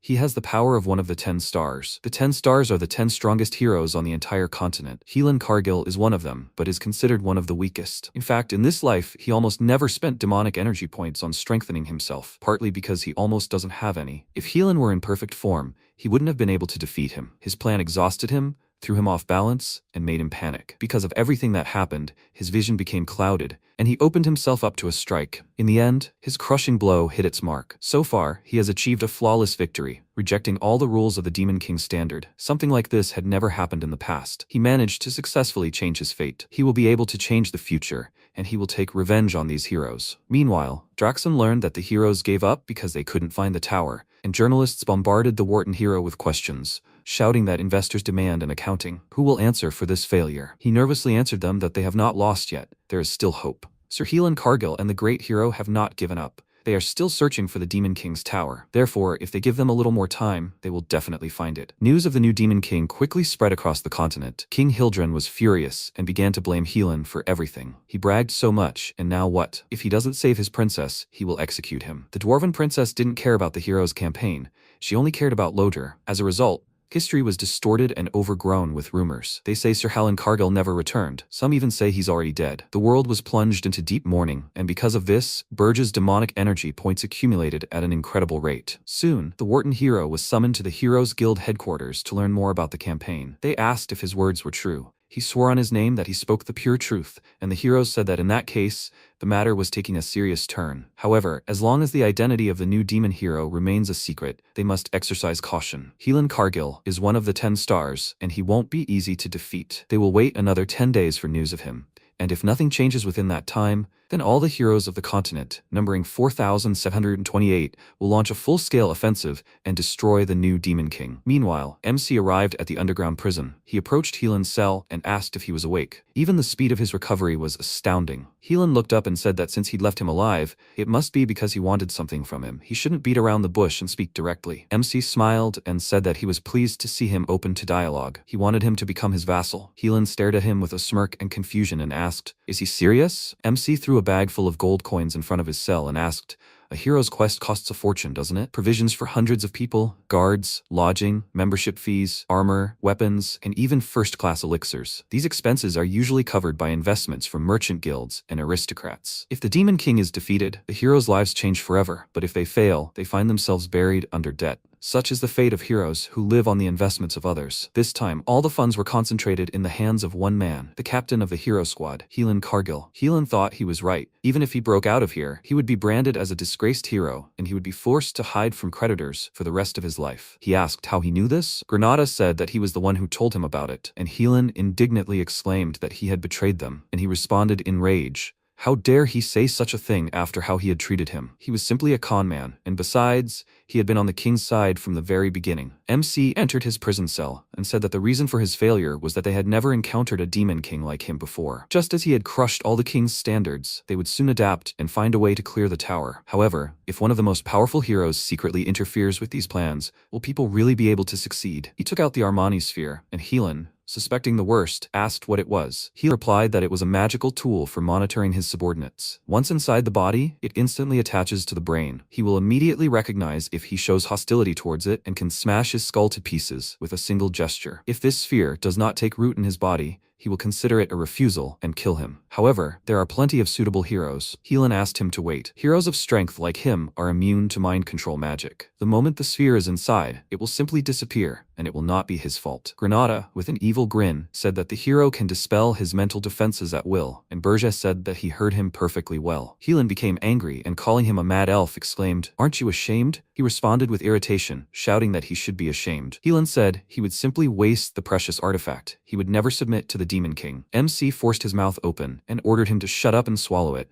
then shoved the sphere down his throat, knocking him unconscious. Time passed, and Granada remarked that he was terribly stubborn. What would he do if he chose death? He told him not to worry about it. An ordinary person who treats his comrades as expendable for the sake of profit would never sacrifice himself for money. Indeed, Helan did not reject the orb and became the Demon King's vassal. MC returned to the throne room. Gordon said that although he made Helan his vassal, his actions would be severely limited due to a colossal debt of 100,000 gold coins. Previously, he had exchanged about 2,000 gold coins for demonic energy points, an amount comparable to the annual budget of a small state. How does he plan to raise the rest? He said that it seemed like the time had come to receive word. He was talking about the Demon King's meeting, which is held once a year at the Unity Tower. He reflected that in his past life, he had never attended it, finding the very idea of an alliance of Demon Kings disgusting. He said that the other Demon Kings had existed in Arrane for a very long time. They must have accumulated a lot of gold and treasures. Gordon exclaimed indignantly. He wanted to exchange his demonic energy points for money again. That was what he would have said in the past. But facing the heroes face to face, he realized that if they followed the Demon King's standards, they wouldn't be able to stop them, and he would have to admit it. He received a message, and he immediately excitedly informed the king that an invitation to the Tower of Unity had arrived,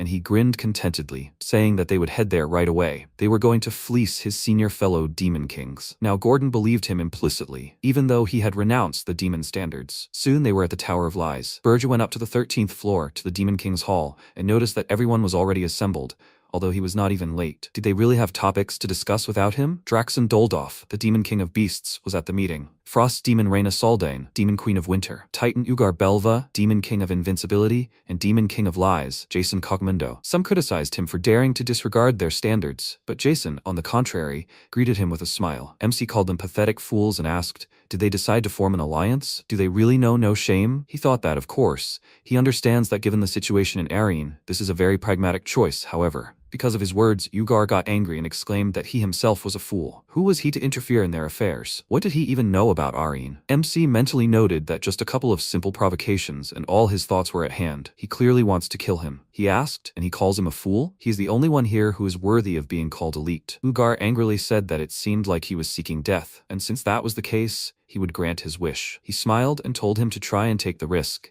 and Jason clapped his hands, immediately restraining them both. He reminded them that they were gathered here for cooperation, so they shouldn't waste their precious time. MC glanced at him and thought that he had made the killing intent of 2 Demon Kings evaporate in the blink of an eye. How did he do it? He didn't sense any magic. Was it his own power or the power of this tower? They both took their seats, and he wondered if it was the power of his tower. Wasn't it akin to phantom mana? Well, he shouldn't jump to conclusions without evidence. He needed to stay on his guard. Jason suggested that they begin the meeting and asked everyone to speak their minds freely. Burge noted that this meant that nothing special would happen at this meeting. Draxon said that since the others had nothing to say, he would begin. He turned a furious gaze to Burge and asked, "Where is Helan Cargill?" His face darkened for a moment, then he told them everything. Meanwhile, in the minion waiting room, the demons were questioning Gordon about what had happened. A minion of the Demon King of Lies asked what had happened to the hero. Was he dead? Gordon nervously answered that he didn't know. He hadn't even crossed the threshold of the tower. Most likely, he was still wandering in the Urzest Mountains, so they shouldn't ask him about it anymore. A minion of the Demon King of Invincibility told him not to talk nonsense. He should have noticed their tower from afar. Gordon said that was not true at all, and the demoness asked in surprise, could it be that the rumors weren't true? His Demon King had completely abandoned his standards? Gordon thought that everything was exactly as the Demon King had said. If others asked about Helan, he should say he knew nothing. Since he will be their spy,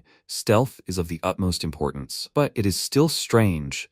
Even though he now understands that he was right, he still has some accumulated grievances, and so he decided to spill all his emotions and shouted that this Demon King is just an obnoxious brat who doesn't want to listen to anyone. If he turns away for a moment, he will immediately get into trouble. Why doesn't he just do everything himself then? He smiled widely. He didn't understand why, but his soul felt so light after these words. To his surprise, the rest of the Demon King's minions supported him. It turns out they were facing the same thing. Listening to them, Gordon shed a tear and realized that he needed emotional support. Meanwhile, MC finished his story and Ugar asked, does he think he will believe it? He means that Helan Cargill didn't reach his tower only because he didn't build it on the very top? Is he mocking him? MC told him he was free to build his tower wherever he wanted, and Jason pointed out that this meant the heroes were still targeting his abode. And yet he left the tower undefended and came here? He, of all people, surely knew what fate awaited a Demon King who failed to protect his tower. After all, he was the top student. MC told him not to worry about his tower. He was protecting it in his own way. His words were starting to irritate him, and Jason smiled and said that since he said so, he wouldn't ask him about it anymore. Draxon asked if he thought Archduke Alkeen would approve of such a thing. Berger responded by asking who cared what that old fool said. He indignantly called him a brat, and he asked if he'd said anything wrong. Draxon decided not to pursue the argument, and MC thought that even if he lied, they would have nothing to refute it with. It's better for them to suspect him than to find out the truth. He mustn't forget why he's here. His goal is to obtain 100,000 gold coins. So the Demon Kings continued their conversation. Instead of arguing, he listened to them attentively. So even among the Demon Kings, there's a clear hierarchy, and the King of Lies undoubtedly occupies a high position. He listened to them, collecting information and figuring out which kings are running low on demonic energy. Then Reyna glanced at him, and he realized she wanted to talk to him. They went out onto the balcony, and he immediately asked what was going on, and she said she wasn't going to tell him anything secret. She simply wanted to talk to him alone, ever since she heard about him. She agreed with him on some issues. He was surprised by this and wondered if she had said something similar in her past life. Reyna said that she wasn't like him after all, and didn't disdain standards. On the contrary, she lived by them. However, she believes that they need to be more subtle, especially here in Arene. That's why she wanted to meet him. She figured that a private conversation would be much more productive than trying to reason with these idiots. He smiled and asked what she thought of him. She remarked that he was not bad and looked better than she imagined. He didn't understand whether it was an insult or a compliment, and she gave him a personal transmitter so that he could contact her if he needed advice. As long as he didn't trample on the Demon King's standards in her presence, she would be on his side. She finally found someone to talk to, and she hoped he wouldn't die too soon. She was about to return to the hall when he asked what about the Demon King of Lies. She told him that he was completely impossible to read. However, he was still better than those two idiots. She left him alone on the balcony,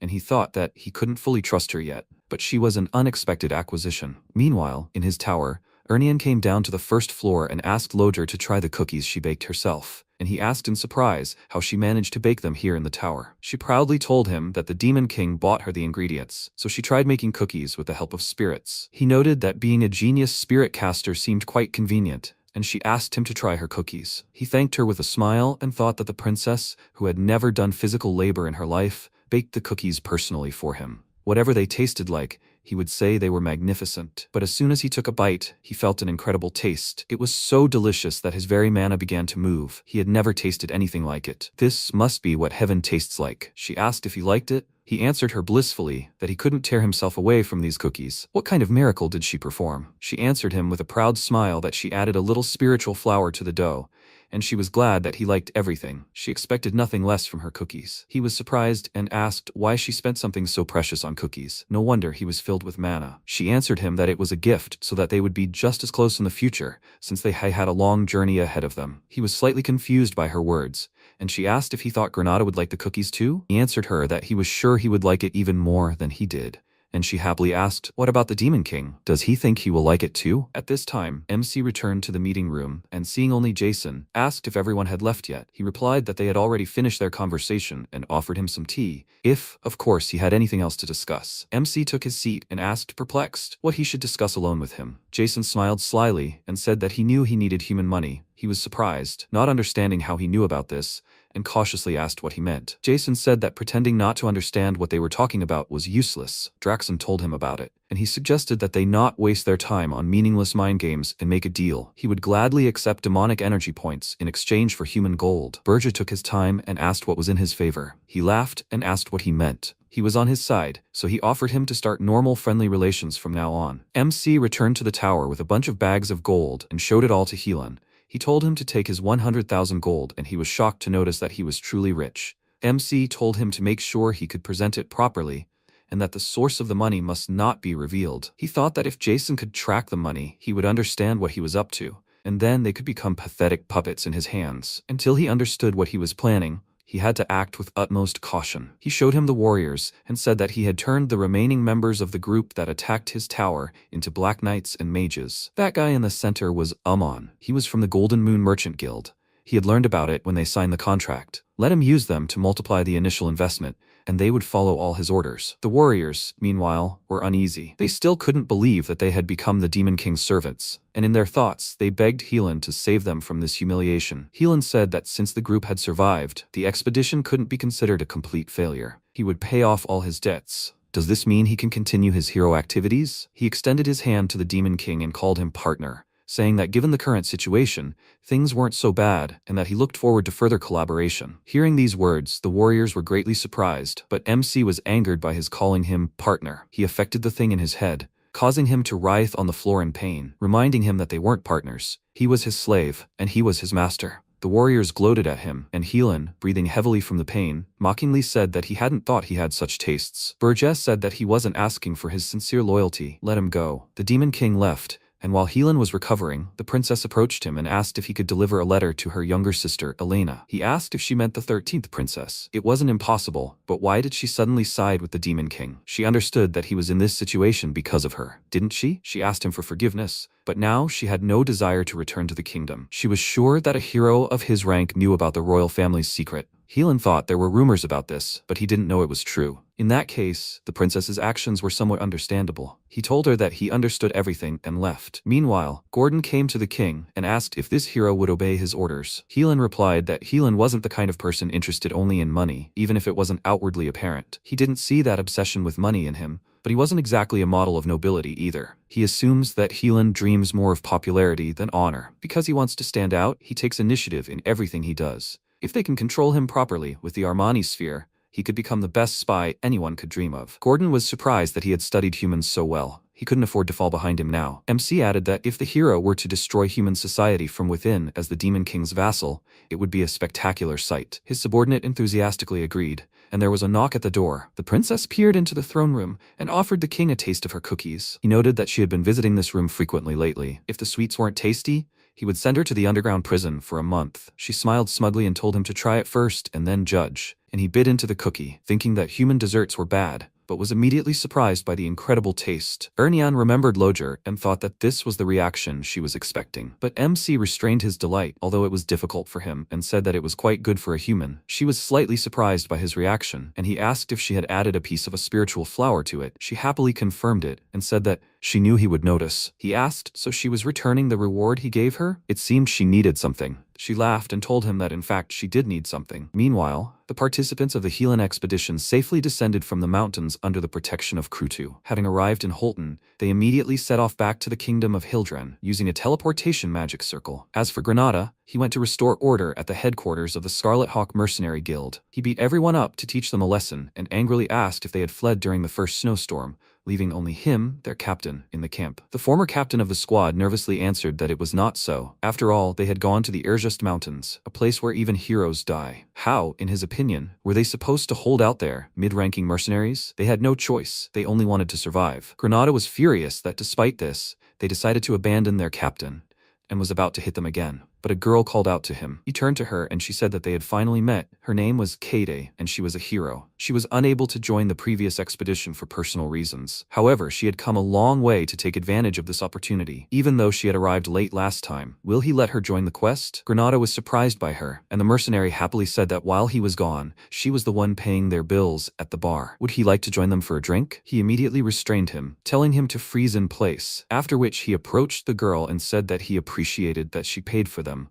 But the quest of the hero Helan was already over. He and his team had already returned to the kingdom. Hearing this news, she was very surprised and said that this could not be. Then could he ask him to tell her about how everything went there? He answered her that he could do at least this much for her, and thought that he would tell her exactly what the Demon King allowed him to say. When he finished the story, Kade said that it was incredible. So the Demon King's tower was not built on a hill? In that case, there was nothing keeping her here anymore. She was grateful to him for taking the time to tell her. She placed several gold coins on the table, telling him to consider them her humble thanks, and left. The mercenary immediately took all the coins for himself and said that just by looking at her, one could immediately tell that she was a newbie who didn't know how things worked in the world. She would be lucky if her colleagues didn't let her down in the near future. Granada ordered him to immediately remove his hand from the money. Kade, meanwhile, was just walking away from the guild, and he noticed several knights following her. This seemed strange to him, and he decided to investigate. They surrounded her in an alley and began to persuade Her Highness to return. Her fiancé was waiting for her. She firmly refused, saying that she wanted to live the life of a hero, and Granada,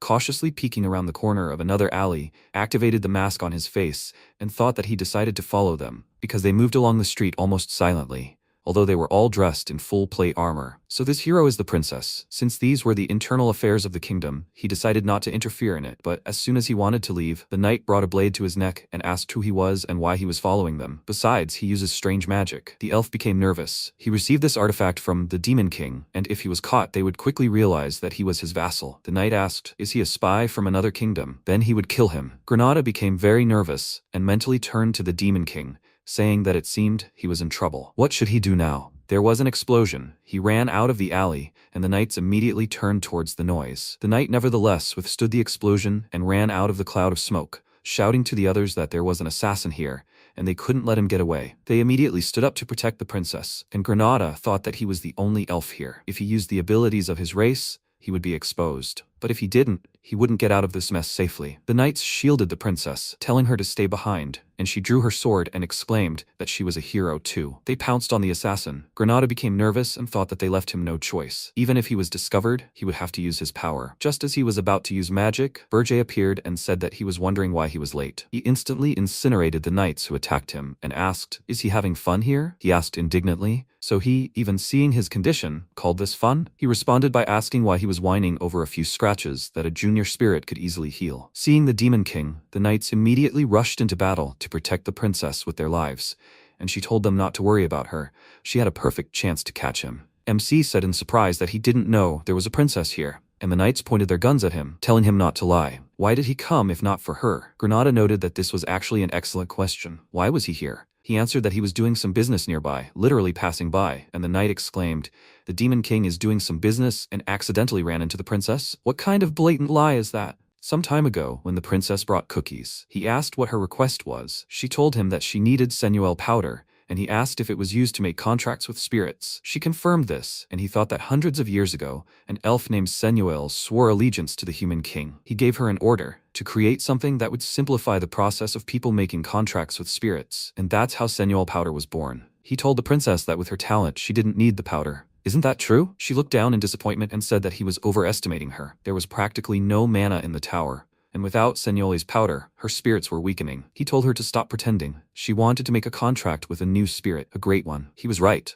She looked away, hesitantly answering that maybe that was true, and he said that he knew it. In his past life, Princess Ernion had made a contract with a great spirit at the age of 27. This news shocked the entire continent, because people rarely managed to make contracts with great spirits. This time, she wanted to acquire a great spirit 7 years earlier. Had living away from the palace for several months really changed her that much? His tower would become stronger, so it didn't matter. He told her that he liked her baking, and that she should wait for his return. At the moment, he directed demonic energy at the knights, and said that, however, as he said, he had his own business here. He decided to end this quickly. His blow immediately knocked the princess's helmet off her head, followed by a powerful explosion. Seeing that she was alright, he noted with surprise that a hero remains a hero in any situation. Kade defended herself with her knights. She said that a hero's aura has the ability to destroy the power of demons, which is why heroes are the natural enemies of demons. Here, she is no longer constrained by the stifling walls of a golden palace cage.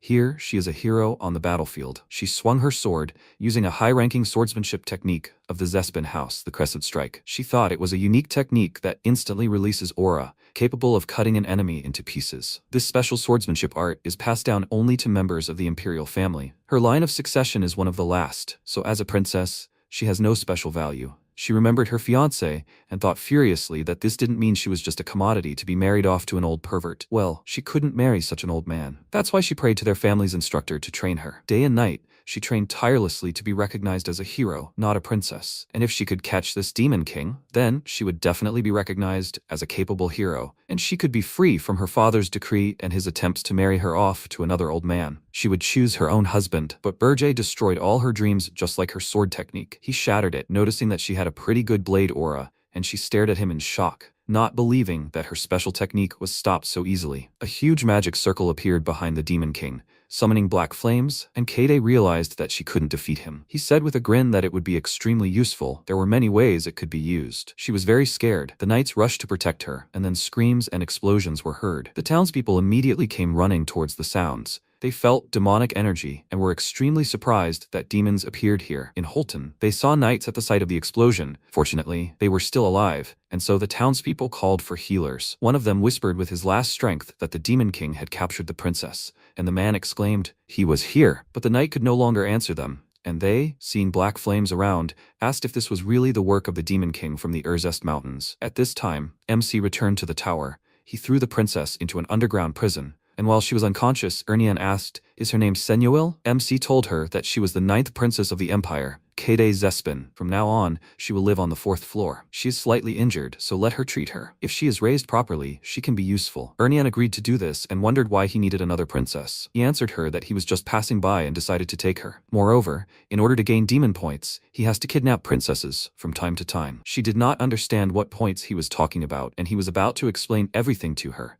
but stopped himself in time and thought, why is he telling his prisoner secret information? And why did he even start talking about this? He left the prison cell and told the girl not to worry about it. He will bring her Senyole powder. He cursed and thought that he sees her too often, so he began to get used to it and let his guard down. He needs to pull himself together. The princess is just his prisoner. Sometime later, news that the 9th princess of the Zespin Empire had been kidnapped spread across the continent. The Heroes Guild headquarters summoned Helan and asked if he could swear that his words were true. He replied that he was ashamed to say so, but he truly hadn't found the Demon King's tower and was prepared to bear full responsibility for this failure personally. One of the heroes said he shouldn't worry about it. If they treated heroes like that, who would even dare to launch a new expedition? He thanked him for his words, and they explained that after the expedition's failure, the Demon King had kidnapped the 9th princess of the Zespin Empire, so they demanded action from them. Helan had been to the Urzest Mountains before, and they were interested in his opinion on a possible new expedition. Helan said he felt sorry for the princess, but even he couldn't find the tower. Instead of immediately gathering a new expedition,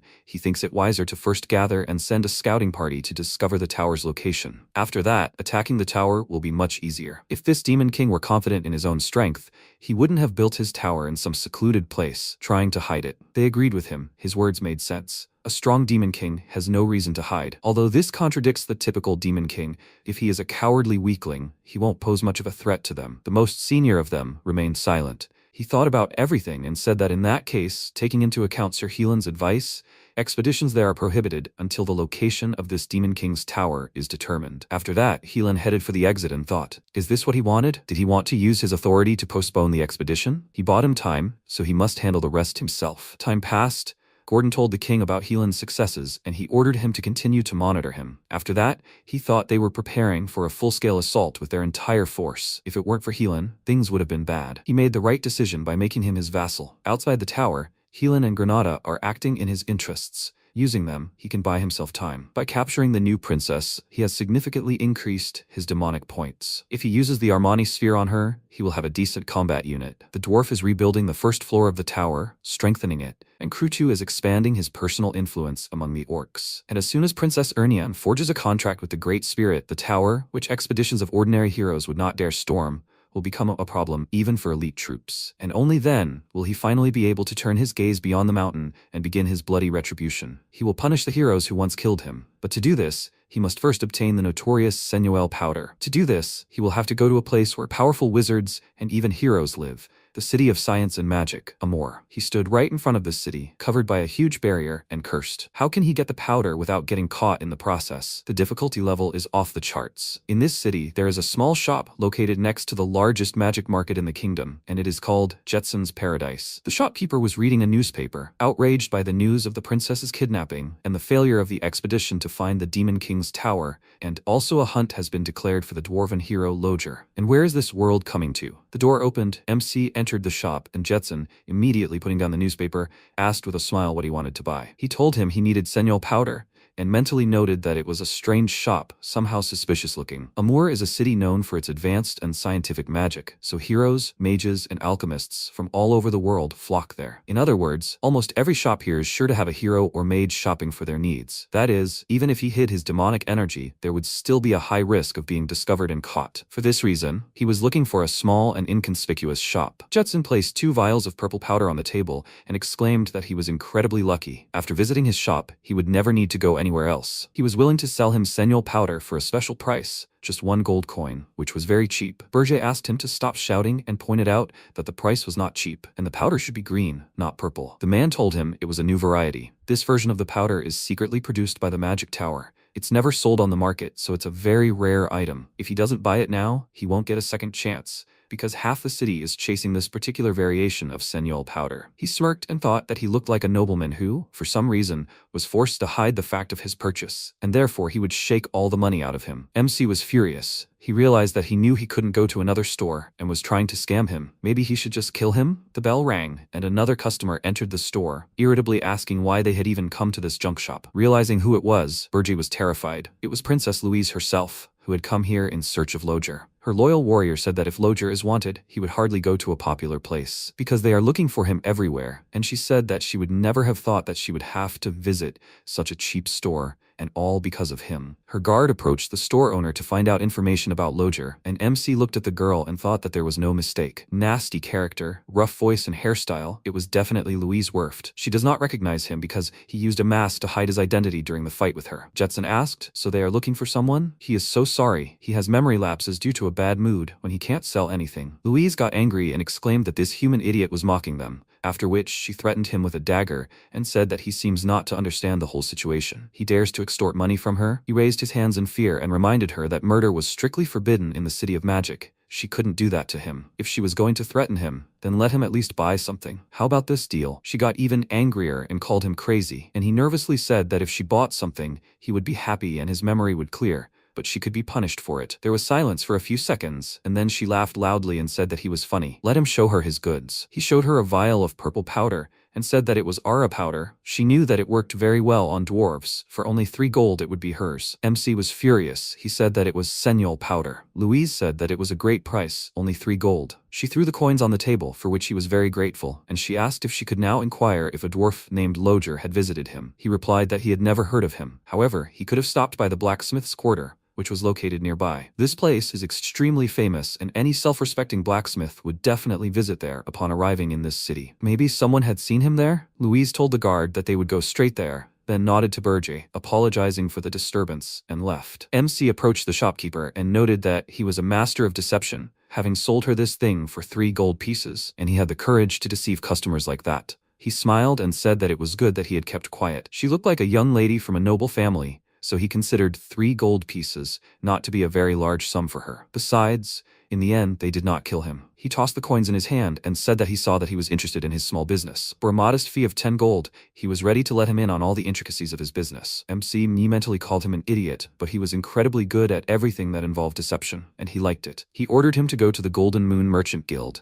If he said that the mountains sent him, they would accept him. The man asked, what is his connection with Golden Moon, and what is he even doing there? They are bankrupt after all. MC asked, is he doubting it? He thinks he will have to go there because of the customer he just deceived. After all, it was Louise Werft. Hearing her name, the man dropped all the vials from his hands and asked in horror, was it that crazy dwarven princess? And what does he want in return? Bergie threw a coin on the table and told him that he had already told him everything. Let him enter the Golden Moon, and his salary will be 1 gold coin per month. If he refuses, then he will bring Louise here. Jetson immediately clasped his palms together, begging him not to do this, and then asked with a smirk, he didn't think he would say something like that, did he? He swiped the coin off the table in anger and exclaimed, Does he think he can be fooled so easily? Let him leave here and drag that princess here if he dares. Why would someone like her even visit his store? MC left the store and a few seconds later returned with an enraged Louise, and the man realized that he had screwed up. Once he was taught a lesson, MC finally got the powder and left the store, thinking that even normal stores only sell regular Seigneur powder. Louise approached him and said it was good that he was still here. Thanks to him, they returned the counterfeit product. He told her that he was always happy to help. Could he ask what she had done with the owner of that shop? She clenched her fist in anger and told him that,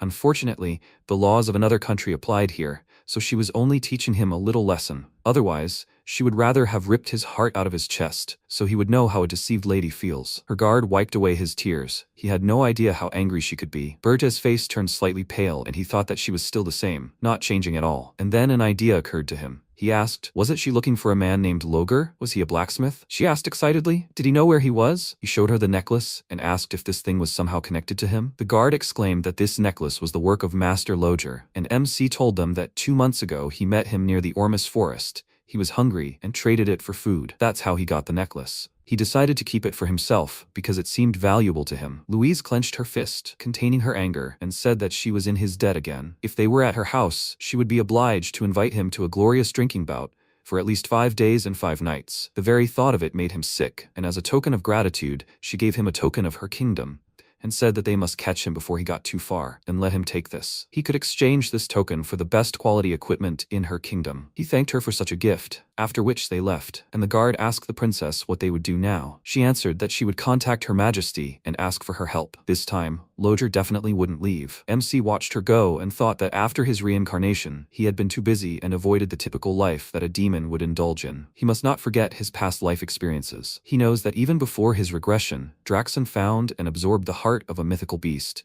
which allowed him to become much stronger, and this is exactly what he needs now. Because he is still a young demon king, he cannot fight Louise one-on-one. Moreover, she is well equipped. Such a fight will be very difficult. Therefore, in order to take revenge on the heroes who killed him and survive in this world, he must become stronger. He sent Louise to Ormus, to the tower of the Demon King of Beasts, the furious heiress of the Werft clan against Draxon Doldolf, the Demon King. While they fight each other, he will take advantage of the opportunity and take the heart of the mythical beast for himself. After fusing the tower with the dwarf artifact, it acquired 2 new functions. The first is the ability to use the tower remotely. The second is the transfer of items. He contacted Gordon and informed him that he had an unforeseen situation and was entrusting the tower to him for now. He transferred Seigneur powder to the tower using the new function, a whole 10 pieces of the highest quality, all so that the princess could forge a contract with the Great Spirit. When she received it, she was surprised by the excellent quality and asked if the king really had to go to Amor for this. Gordon replied that the powder would naturally be the best available. His Majesty the Demon King went to get this powder personally, so she should use it with caution. Regarding Princess Kade and her behavior, she remained on the 4th floor. Berge also tasked Gordon with training her. She must be an excellent swordsman to use her full power,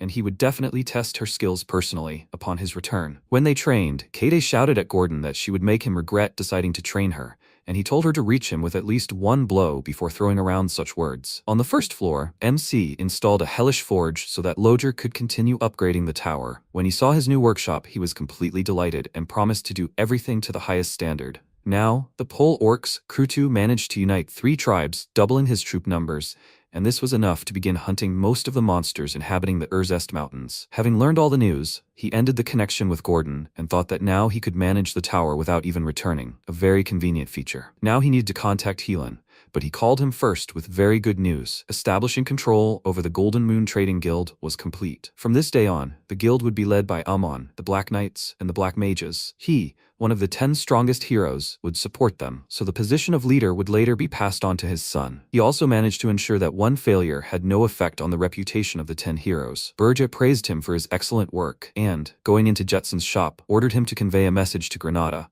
He would provide him with funding through the Golden Moon Guild, and he would use the money to buy all the elf slaves on the continent. And he'll also send someone to the guild, a con man named Jetson. He'll be useful to them, so let him get involved. Jetson, hiding under the table, trembled with fear and covered his mouth to keep quiet. And MC said that this idiot even had the nerve to deceive Louise Werft. He glanced at the table he was hiding under and said that he'd already found out everything he could about him, so if he didn't show up at the door within a month, he'd send an assassin after him, who would simply clean up any unnecessary contact. After that, he left, and as soon as the door closed, Jetson Dratson could finally breathe. Meanwhile, Granada was training mercenaries and received an order from the king. He was surprised that he ordered the ransom of all the elves and promised to gather them as quickly as he could, after which, he thought that saving his brothers and sisters from slavery was good, but he was literally dragging them into the clutches of the Demon King. Most likely, he wants to use them, like him, as spies. Did he really hand this task over to him on purpose? One of the mercenaries, meanwhile, whispered to the deputy commander and asked if they were really learning elven fencing. He answered that he didn't know at all. This elf ordered them to perform this exercise. Do they have any other options? He was also so tired of constantly bragging about being several hundred years old. The mercenary said that the captain didn't seem to be here. Maybe they could take advantage of his distraction? The others agreed with him. The deputy commander became nervous, but still agreed with them, after which they,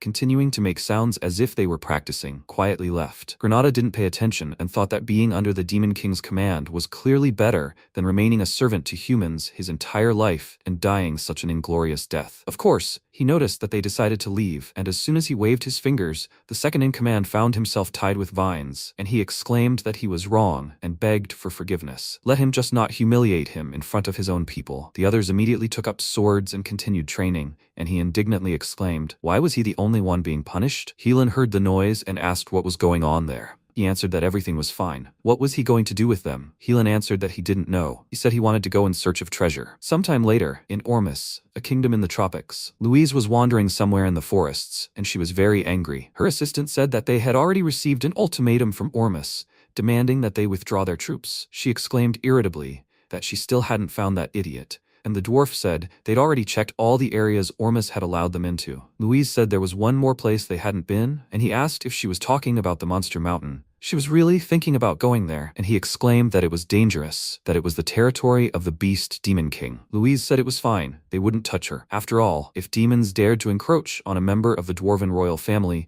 it would be tantamount to starting a war with the entire continent, since almost all countries use weapons made by them. 200 years ago, a demon king tried to deal with a dwarven prince, and he was killed in a single raid. It was a record. And since then, no one has dared to act recklessly against them. The dwarf objected, because Loger might not be here. That guy could have deceived them. But Louise was still sure he could be hiding here, and ordered everyone to hurry, or they would lose their heads. Meanwhile, in the Demon King's tower, Draxon's henchman informed him of a serious problem. Princess Louise of the Dwarven Kingdom was heading straight for their mountain. He was surprised and exclaimed, what is this madwoman doing here? And then an idea occurred to him. What if she found out about the mythical heart of the beast here and came here to take it? But no one knows about that. Pure mana, dormant under a layer of magma inside the volcano, a mysterious power that he wouldn't trade even for 1,000 spiritual flowers. If he manages to absorb it, he will have the most powerful weapon in his hands. Excavation of the place leading to the heart is already in the final stages. Why did she come now? He ordered his henchmen to stop her. She can't come near their lands, but they are forbidden to hurt or kill her. The demoness nervously said that it would not be easy, and he indignantly exclaimed, what did she just say? Meanwhile, Prince Ormus Max stood in Louise's way and threateningly asked, does she want to die so much? These lands belong to the Demon King, and outsiders are forbidden to enter. Didn't they warn her from the palace? After all, there is a possibility that she will be killed. She became slightly nervous and said that they would not dare touch her. Let him get out of the way. She will not return until she finds Loger. He grinned and asked, are the dwarves really that stupid? Thanks to the all-out war they started 200 years ago, because of the death of their prince, the Zespin Empire, located near the Demon King's tower, made a huge amount of money selling provisions and equipment to heroes. As a result, the country, which was then still a kingdom, turned into an empire. If she dies here at the hands of demons, the situation will repeat itself, right? Now gold will flow like a river into Ormus. They were surrounded by warriors on all sides.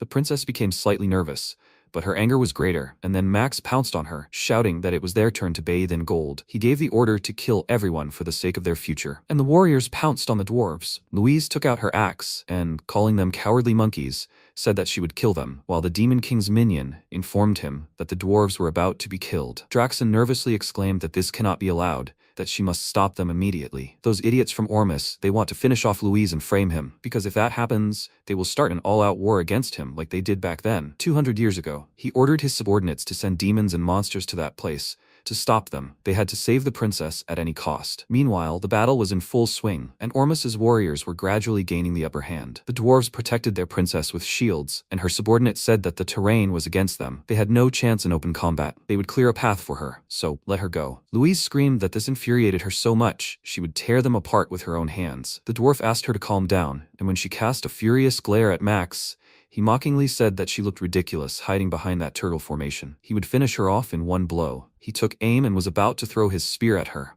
but suddenly felt demonic energy behind him and wondered if the local Demon King's minions were already here. It was Burje. He approached him and said that attacking Ormus was not part of his plans. Their interests are quite conflicting. Max and Louise realized that this was not the king of the demonic beasts, and this made them nervous. And MC told the prince that he would die today. He was wearing a mask that hid his face, so they did not recognize him. And Max exclaimed that it was some high-ranking demon. Let them kill the princess while he dealt with him. They rushed to carry out his order, and then several screams were heard, and he turned around, seeing Louise rushing towards him, who screamed, "How dare he turn away from her during the fight?" Her appearance made him nervous. How could a dwarf girl even be like that? He decided to deal with her first, but he was captured by demonic energy and he realized that he could not move. He became nervous and thought that he had fooled him so easily, and then Louise dealt him a fatal blow and landed on a branch. Thinking, where is that demon? His magical energy had completely evaporated. The warriors immediately pounced on her, asking how she dared attack their prince, and she furiously shouted back that they were the ones who attacked her first. Let them go to their ancestors after their prince. Her warriors drew their crossbows and began shooting everyone who approached her,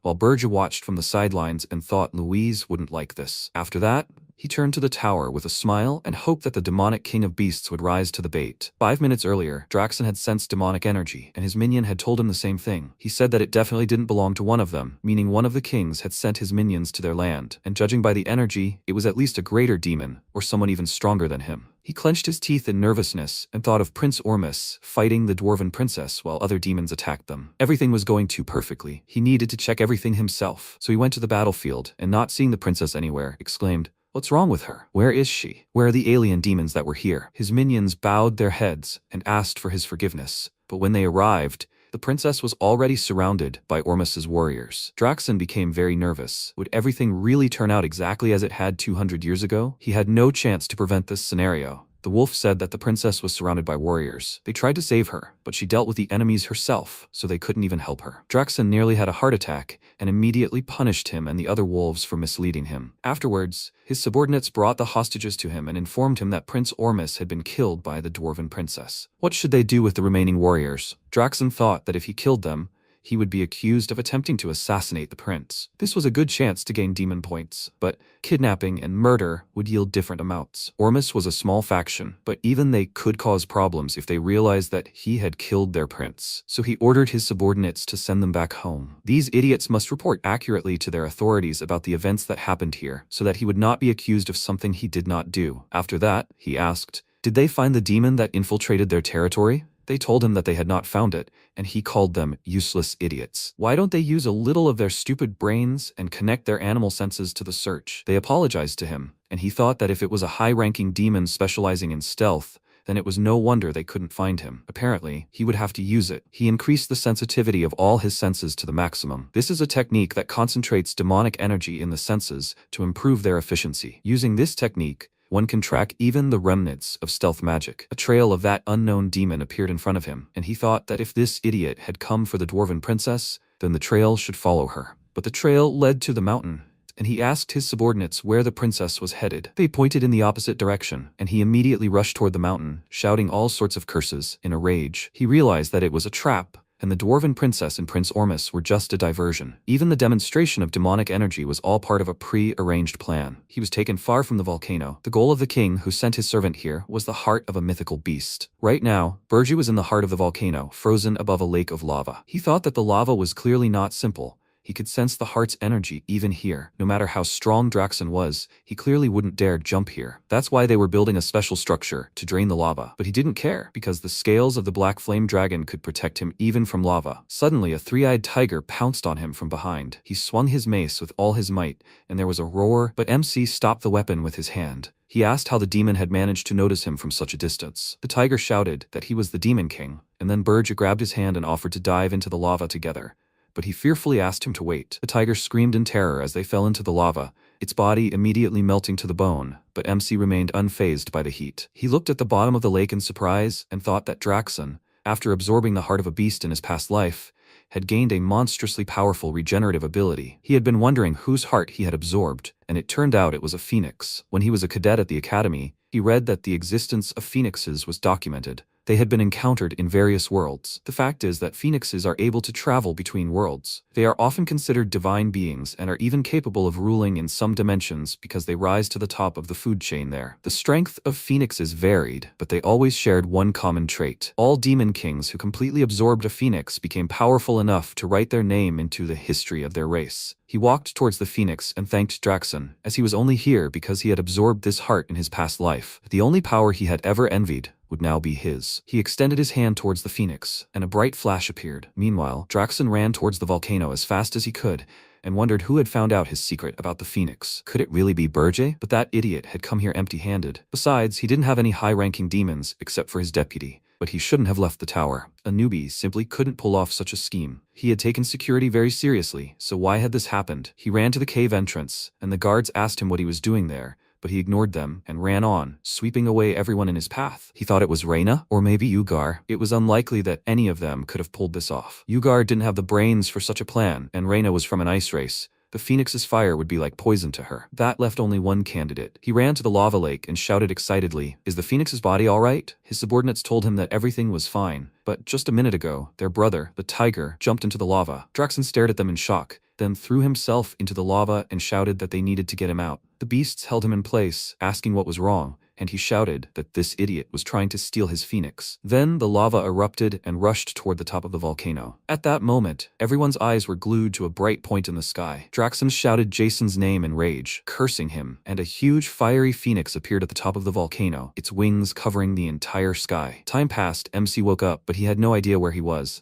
He was going to transfer the phoenix's body to his dimension and then take it to the tower, but his body suddenly absorbed the phoenix's residual mana, and he didn't even have time to react. He only remembers being thrown out of the mountain by a volcanic eruption. And one more thing, he's the Demon King, so why are wild animals clinging to him as if he were a princess? He told them to move away from him, and he had a strange feeling, as if he was not himself. He noticed a river nearby, looked at his reflection in the water, and saw a completely different person there. Meanwhile, in the Ormus Palace, Louise came to the king and told him what happened, but not entirely truthfully. The prince and his brave warriors saved them from the devil's jaws, but he did not survive. The king said that this was enough. His son was born a warrior. To fall on the battlefield protecting the weak is the highest honor for one such as him. But it's time to end this. He slammed his fist on the armrest of the throne in rage and, in tears, ordered his subordinates to inform the Heroes Guild and have them prepare a campaign against the demonic beast king. At this time, Helan contacted the king to report urgent news, but upon seeing him, he became confused and asked, "Who the hell is he?" Berge replied that it was his master, but his appearance had simply undergone a temporary change. He should not worry about it and report to him.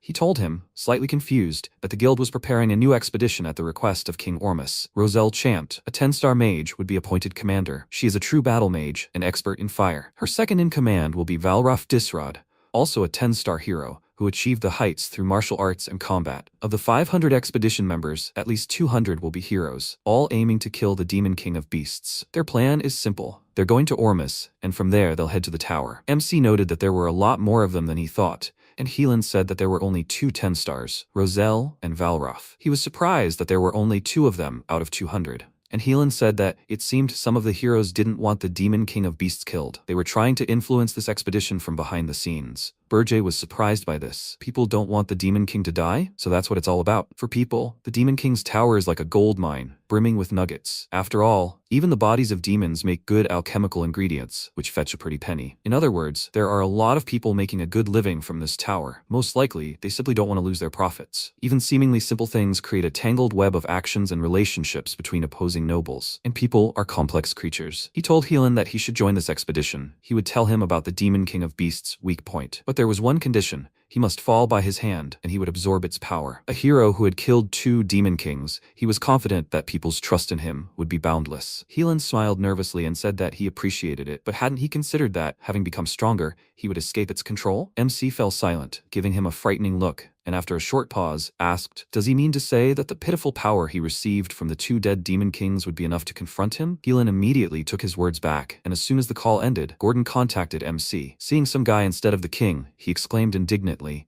"Who the hell is he? Where is his king?" He answered irritably that he was his king, and Gordon was confused. He wanted to say something about his appearance, but Berge ordered him to tell him why he contacted him. He told him that a message had come from the Tower of Demonic Beasts. They asked him to come there immediately. MC exclaimed in bewilderment, Was it Draxon? Gordon confirmed this, saying that it was he who sent the request, and later other demonic kings arrived at the Tower of the Beast King. Reyna thought it really stunk in there, and Ugar immediately asked what had happened. Draxon told them to first go upstairs and wait. He would meet the rest of the guests. They entered the tower, and he nervously clenched his teeth, thinking that Burjay and Jason were late. Are they really preparing for a meeting? Are they weighing their options? If Burjay is late, he will become his #1 suspect. The main thing is for him to relax and let down his guard. Meanwhile, MC grew wings, causing his hair to return to its original color, and then he flapped them sharply, rising into the air, and thought that there was no time left at all. Gordon said that since he was already in Ormus, the portal was only for him, and Burjay excitedly ordered him to stay put. The demon asked in surprise, was he returning to the tower? He confirmed this and ended the connection with him, after which he thought that if he flew there himself and not through the portal,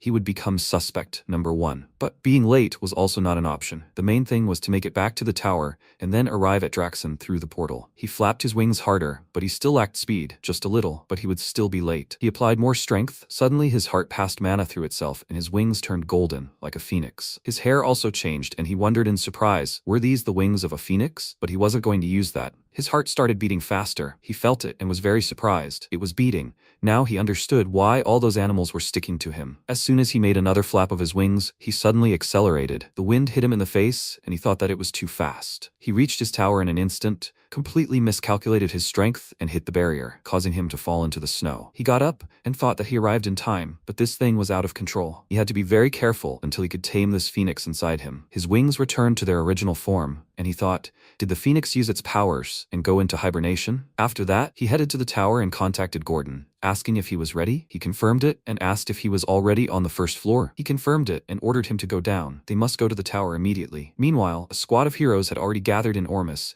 and all their eyes were fixed on Roselle Chant. Someone asked if she was the girl who awakened magic at the age of 5. She was the idol the entire magic tower worshipped. Someone even wanted to ask her for an autograph, and others approached her to express their admiration, and then she waved her hand in irritation, called them losers, and said that if they were done chatting, they should get out of here. The guy indignantly said that this was not right. She needed to watch her words. Otherwise, their team's reputation would suffer. But the heroes, on the contrary, were glad that she insulted them, and she asked what she had done wrong. They were losers. What was she supposed to say to them? And anyway, how was she supposed to clear the tower with such rabble? She noticed that people's attention had shifted to someone else. It turned out that Helan had arrived. Everyone immediately started talking about him. He was a 10-star hero who killed the King of Lust, but rumors had it that his previous expedition had failed. He approached Roselle and extended his hand, saying they hadn't seen each other in a while, and that he would help them with this expedition. She smirked, calling him a loser with a dull face, and asking if he no longer wore that dirty ring. Had he left it at the base because there were no elves in the squad? He smiled nervously, suggesting they talk about it another time,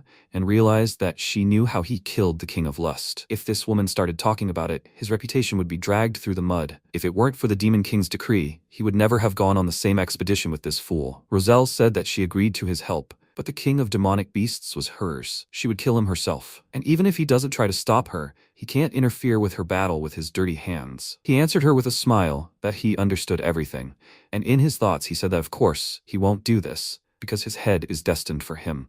The portal opened, and the protagonist and the others emerged. Draxon stood in their way and said, Jason, Burjay, they've arrived on time. He'll explain the details of the meeting once they're inside. MC sighed, thinking they weren't late. They entered the Demon King of Monsters tower, to the top floor. Ugar asked Draxon why he'd gathered them all for such an urgent meeting. Jason smiled and said, rumor had it that a group of heroes who'd already conquered lust had gathered in Ormus. Was that why he'd called them? He replied, it seems they're aware of the situation, so he'd tell them directly. One of them had sent a high-ranking demon to his lands, and it had stolen his phoenix heart, which he'd intended to consume. Furthermore, because of that idiot, the second prince of Ormus had died. Naturally, their king immediately created an expedition of heroes to hunt him down. Ugar wondered if Draxon was hiding a phoenix carcass. Then he added, perhaps this demon had also killed the dwarven princess. Reyna looked at him and thought that losing the summoned servants would still be foolish. Jason thought, a deliberate provocation of the heroic expedition, that was a clear act of attempted assassination by proxy. Then Draxon added, perhaps he was trying to provoke a full-scale, all-out raid, like they had done before, when the dwarven princess was killed. Someone wanted to take him out of the game, but he wouldn't die alone. They should know that. To kill this traitor, he would buy the key to the black box. Inside each tower, there is a black box. It records all the Demon King's actions. Originally, this item was only needed to analyze problems in order to improve future invasions of the heroic world. But Demon Kings who elevate standards to absolutes are usually reluctant to use such items, Moreover, purchasing the key costs a simply monstrous amount of demon points. Moreover, if the tower is conquered, the black box disappears along with it. Therefore, usually no one pays any attention to this. The protagonist thought, black box? He didn't expect such a move from him. If he opened the black box in his tower, he would have no way out. Then Draxon gritted his teeth and said that in order to open the black box, he must get permission from the tower's master. He thinks that each of them will give him such permission, right? After all, only a traitor would want to refuse this. The protagonist frowned and thought, what an idiot. Then Reyna raised her hand and said that she gives permission. Jason did the same. Yugar followed suit. And after that, MC also raised his hand, saying that he gives permission. After that, Draxon said, everyone agrees. Excellent. He will contact each of them separately. With this, he proposes to end the current meeting. The black box key is a one-time use item. Buying a key is expensive. Before a potential attack, Draxon likely won't spend so many points on keys. After all, it would weaken his preparations. But as soon as the campaign is over and all this will die down, he'll immediately buy the key and open Jason's box first. The protagonist emerged from the portal and thought, so before that happens, they need to deal with Draxon. He then said he'd quickly check the situation in the tower and then head out on business. Gordon followed him and, closing his eyes, declared that everything was ready. The protagonist said that in that case, he suggests starting from the first floor. He shouted, yes, your majesty. After a while, Burja Tower, first floor. Logar stood on the enormous equipment, raising his hands and shouted, well, how about it, your demonic majesty? A magical cannon forged in a hellish forge. He called it the Inferno Barrel M1. He had to look at its perfect proportions. He'd never created such a masterpiece before. Thanks to the Hellforge, it can easily use 3 or more elements to attack. What's more, it's mobile. It can be freely placed anywhere. Nothing like this has ever been created. It fires mana projectiles. It even has its own generator that can draw mana from the surrounding area and fuel it. It can fire at a single target, lay fire on an entire area, or act as a guard, protecting a specific territory. Simply all in one. Then the protagonist cleared his throat and said that he had given him permission to create the weapon he wanted. But was he sure it was all right? Gordon replied that it was true. His slate was a little runny, but that didn't change the fact that the gun worked. If it bothered him, he could take the Hellforge away from him. But he replied, no, he had to keep it. They would see how far he could go. Meanwhile, Lodger continued to hold his hands above himself and shouted that he was grateful. His Majesty. He won't regret it. There will be more cannons. It will be stronger. He will make dozens, no, hundreds of them. After some time, MC climbed to the second floor of the tower, and Kade ran towards him, attacking, shouting that she had already told him, and that he would regret deciding to train her. She swung her weapon, launching in an attack forward, but the protagonist easily stopped it with his hand, and then completely broke her attack. He said that she hadn't changed a bit. Kade pointed her sword at him and, running to attack, shouted that now she would attack with all her might. She used the Zespin family sword technique, descending moon, descending moon, split. She ran forward, continuing to hold the sword in front of her. The protagonist smirked and noted that it had gotten a little better, but she still needed to train. With these words, he concentrated a clot of dark energy in his hand, and Kade screamed in surprise. It can't be. How did he manage to reflect her technique so easily? A loud scream was then heard from the tower. MC then turned his gaze to his subordinate and asked why she was on the second floor. She replied that Princess Ernian was preparing to summon a spirit on the 4th floor. That's why they had temporarily moved Princess Kade here. The protagonist was surprised. A spirit summon? Meanwhile, on the 4th floor of Burja Tower, several bottles of used senile powder lay in the corner. Ernian closed her eyes and concentrated the energy around herself. She stood on a huge magical symbol and then chanted, Great Spirit of Water, Guardian and Protector. She summons her, binds them with blood and souls, and creates a contract seal in Ernian's name. She asks the spirit to answer her call. The next second,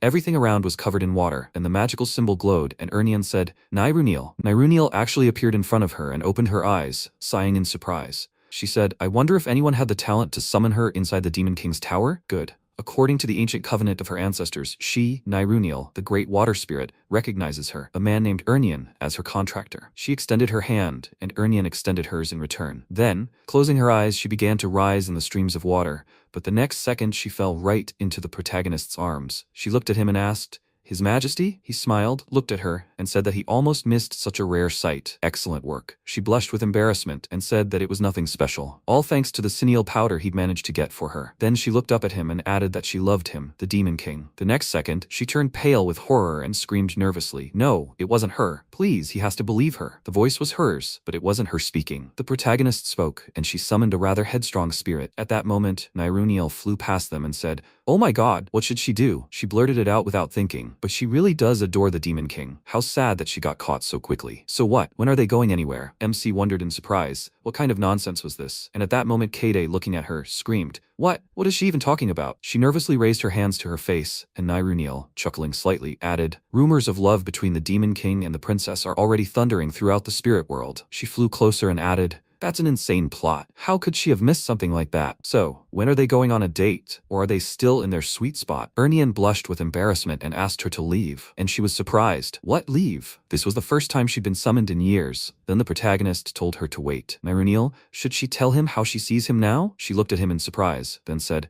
"The Demon King is a handsome man, destined to tie the knot with the princess." He spoke in response, and he repeated the question. The color of his hair changed, and fiery energy appeared around him. He added, "And now, how does she see him?" She looked at him thoughtfully and said that a second ago, he looked like a torch blazing with demonic energy.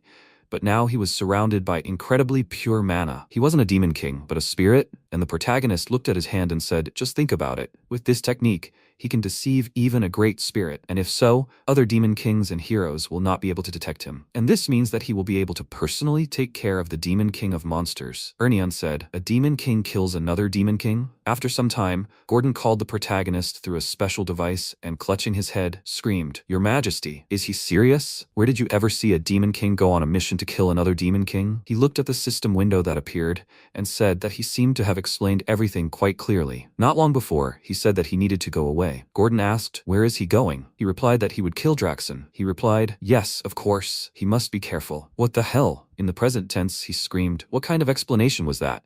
He doesn't understand anything at all. Then MC said he thought he wouldn't try to challenge his decision anymore. He was indignant, but that's different. It's one thing to disobey the doctrines of the Demon King's code, and another to kill his fellow Demon Kings. What if someone finds out about this? The protagonist continued to fly forward and replied that that's why he was dealing with this matter. If they couldn't deal with Draxon before he opened his black box, they would dispose of him. Gordon shouted that he understood this, but didn't he think it was too dangerous? He hadn't even overcome Arine's energy resistance yet. Spatial energy. Each individual subspace is naturally hostile to any other. It rejects any intruders and tries to crush them with its energy. Demons whose power is suppressed by the energy of the world they arrived in become significantly weaker. The heroes chosen by this dimension are the main weapon in the fight against weakened intruders. This is the natural order of the world. But what about the Demon Kings? To overcome the resistance of the world they found themselves in, they developed their own answer, the King's Tower. The tower isn't just a fortification, it's a relay station connecting the demon's home dimension with the subdimensional world of the world its master travels to. By strengthening the tower with demonic energy points, its master gains the ability to draw more demonic energy from their home dimension, which is how demon kings gradually regain their power. Simply put,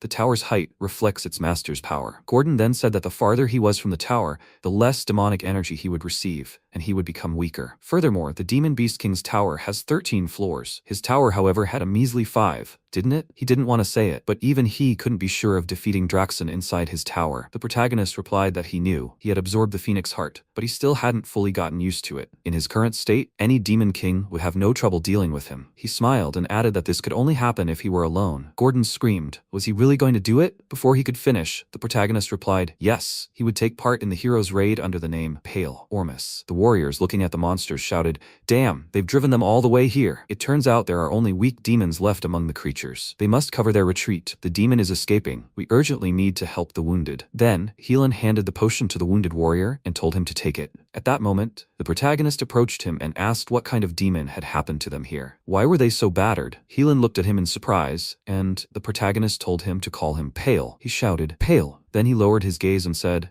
as soon as they had gathered a sufficient number of heroes, it was decided to immediately set out to clear the tower. They did everything as he said. They attacked him at his most important weak point, his tail. Thanks to this, they managed to weaken him. But not long before this, Helan abruptly turned and shouted. Roselle champed, "It's her turn!" But he noticed her kneeling on the field, clutching her staff. She clenched her teeth, and at that moment Draxon was approaching them. In the present, Helan said that due to Roselle's grievous injury, they had to retreat. Their raid had failed. The protagonist smiled, looking at him, and thought, now everything is clear. In other words, he's finished. Then Helan added that they lost, but they dealt him a very heavy blow. He will need time to recover. Plus, they killed a lot of his minions. Hearing this, MC thought, that means there is still time. All they need is to launch a new raid before Draxon restores the tower. Then he told him to wait. Roselle was hurt, and what was Valrath Disrod doing? He was supposed to be guarding her, and Helan frowned and said, Valrath, that idiot escaped. That idiot. Before he could finish speaking, Roselle came up to them and said that he escaped even before they attacked the tower. His sponsors have a vested interest in the tower's existence. They are money-obsessed, sick idiots. The protagonist asked, so it was she, Roselle? She said that if he wanted to join the raid, he was too late. He sees what their troops have become? MC asked, but they would like to try attacking the tower again, wouldn't they? And the next second she screamed, "What? Of course. She will kill that flea-ridden demonic idiot. And no matter the cost." He took her eye. "She doesn't forgive such things." Helan looked at her and said, "But there are too many wounded in the squad, and they're out of potions. In this situation, they simply won't be able to launch a second assault." The protagonist remarked that this wasn't a problem at all. If they needed potions, he had plenty. With these words, he pointed back to the subspace that had appeared with a huge supply of potions. He added that these wouldn't restore body parts, but they would allow them to quickly return to their ranks. Then Roselle looked at him and asked, "Who is he? And why is he going so far to help them? Besides, what was this strange warmth she felt while communicating with him all this time? She had never felt such pure warmth before. And how did he manage to cultivate such fiery energy within himself?" Then MC placed his hand on his chest and said, "This." The next second, he turned his gaze to the wounded, and thought that potions alone would not be enough to restore the morale of the broken army. If he wanted to lead them to the tower, showing them something wouldn't be such a bad idea. He then revealed the phoenix, and added that he asked them to simply follow him quietly. The next second, all the warriors looked in surprise at the emerging glow, and Roselle thought, "That's it." The next second, the protagonist asked, they were asking, who he was. He was the Phoenix Lord, pale. He had come here to slay the Demon King of Monsters. Roselle thought in surprise, a phoenix? A legendary beast? Could this really be the one whose overwhelming presence she felt back then, in the sky above the city? With the purity of his mana alone, he could rival 10-star heroes.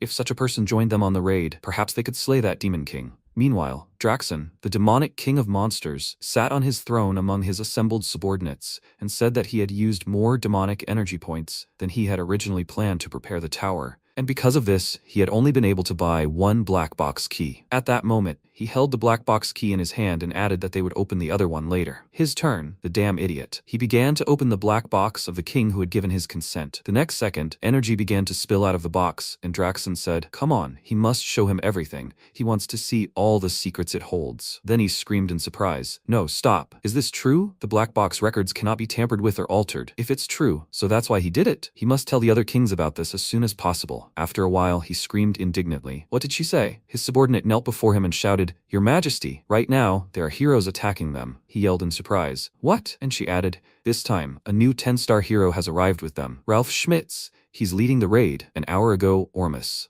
The warriors looking at the main character shouted, "Yes! They must try to attack again. They have a true phoenix with them. The Demon King of Monsters is nothing. They must raise their blades. They will exterminate all the demons. The phoenix is with them. Hooray! The Demon King's treasures will soon be theirs." Watching them, MC thought, okay, he's sorted out morale and fighting spirit, but he's not sure he can freely use the phoenix's mana in battle. Then he flew up to Helan and said that since the 10-star heroes weren't enough, he'd like to try to strengthen their raid. Roselle smiled and said she had good news about that. A worthy hero had requested permission to join their raid. The main character asked, "Who is he?" She said it was Ralph, the strongest among the masters. In the present, he held his sword out in front of him, defending himself from the wolves' attacks, and she said he would be at the forefront of the raid during their second attack. At that moment, Ralph struck again, then combined the parts of his shield, releasing powerful energy, leaving a huge pit in the ground before him. MC thought, Ralph, the second strongest tank among 10-star heroes. His weapon is a special shield that reflects impact. He knows better than most how difficult it is to cope with this. After all, he was one of those idiots who killed and humiliated him. He wants to tear him to pieces right now, but Draxon is his #1 target. At that moment, Roselle said that Ralph had arrived almost immediately after the first raid,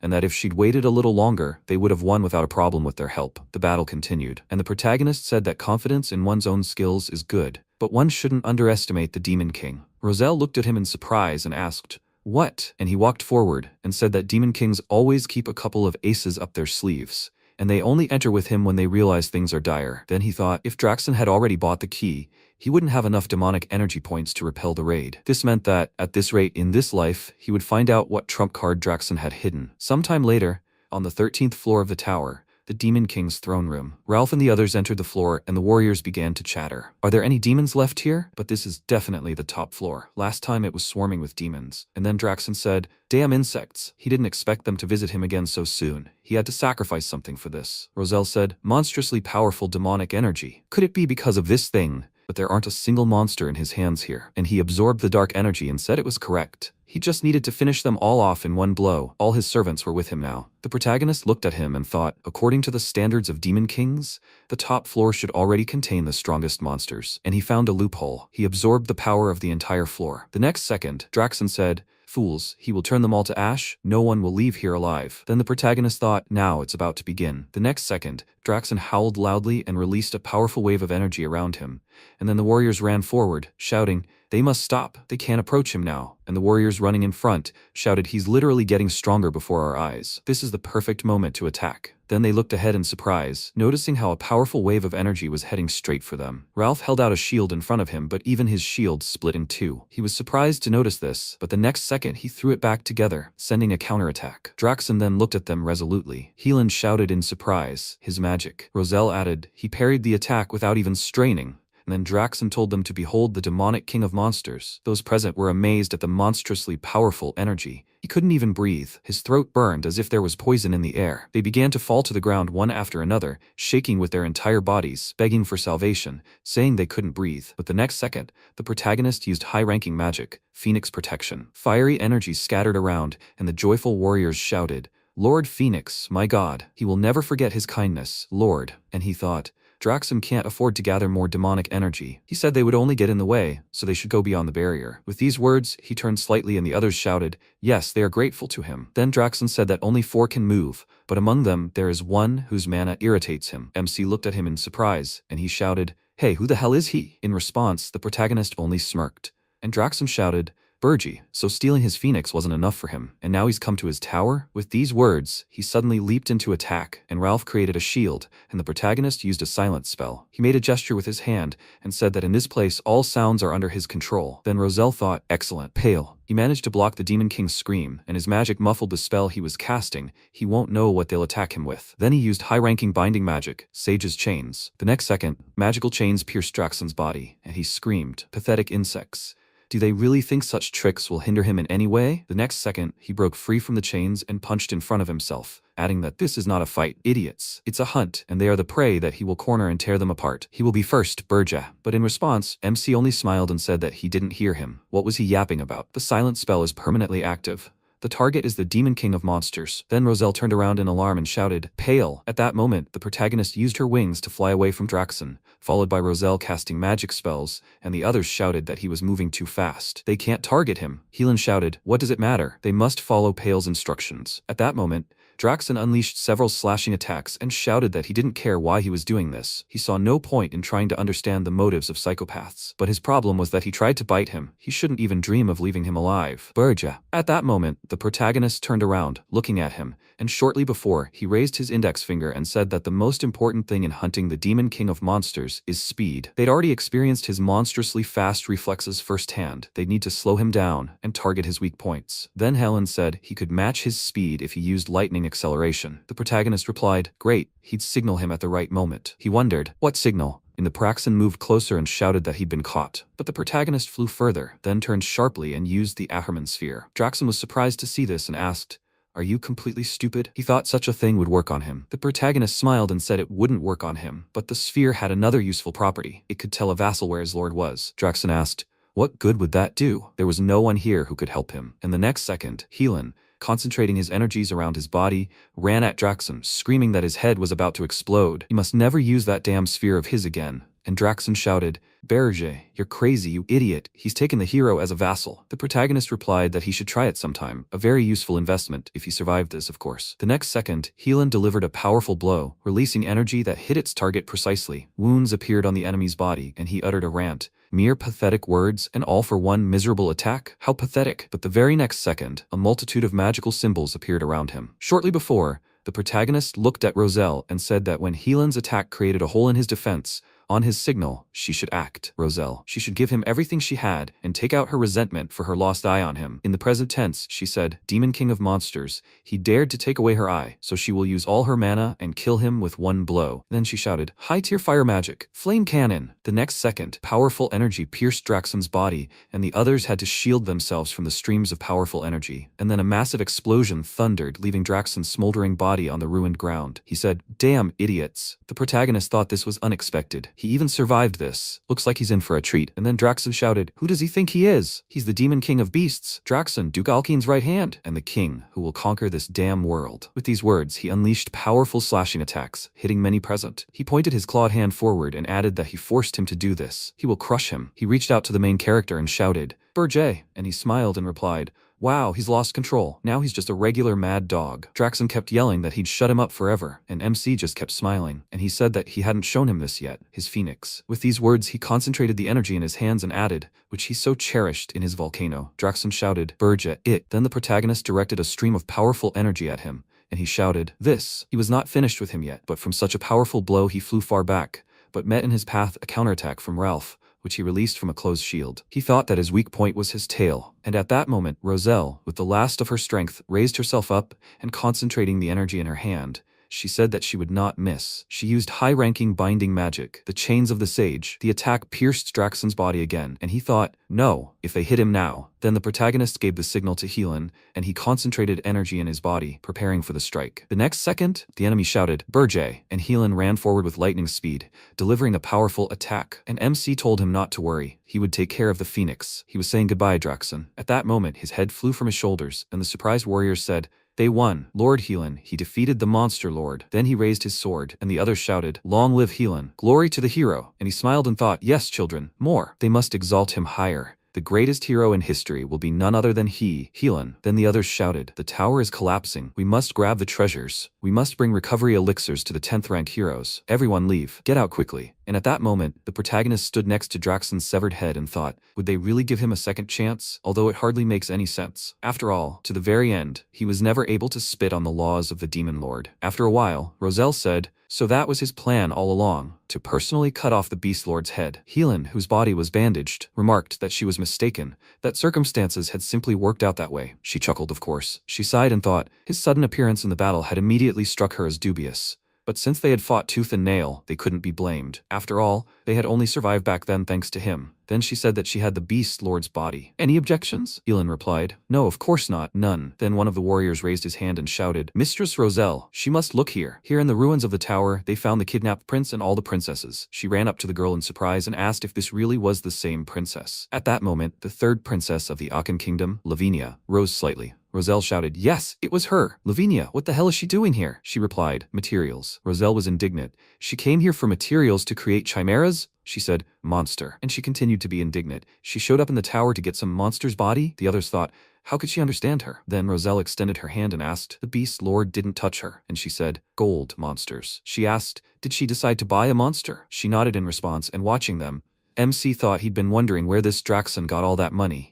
He must have been extorting it from the princess. Then Roselle lifted Lavinia up and said, first, she'll take her home. She's a good-for-nothing princess. The protagonist thought, she creates chimeras, but to show up at the Demon Lords for a deal? He'd thought about something similar in his past life. She really was crazy. Sometime later, at a council of the elders of the Heroes Guild, one of them said that the Monster Lord's tower provided them with vital hunting grounds, and they had gone to great lengths negotiating with sponsors to restrict the activities of rank 10 heroes. The girl added, but they say someone calling himself the Master of the Phoenix helped the heroes win. The others were surprised. The Master of the Phoenix? Was there such a hero among them? They reported that he wasn't a member of the guild. Ever since the Demon Lord appeared in the Urzest Mountains, anomalies have been following one after another. It's time to tighten the reins on these heroes again. First, they must identify this Phoenix Master. The others replied that they obeyed. Sometime later, in the banquet hall of the royal palace of Ormus, the king wept loudly, saying, heroes. He thanked them for exterminating the demons and saving his sons. There aren't many treats, but he asks that they enjoy the feast.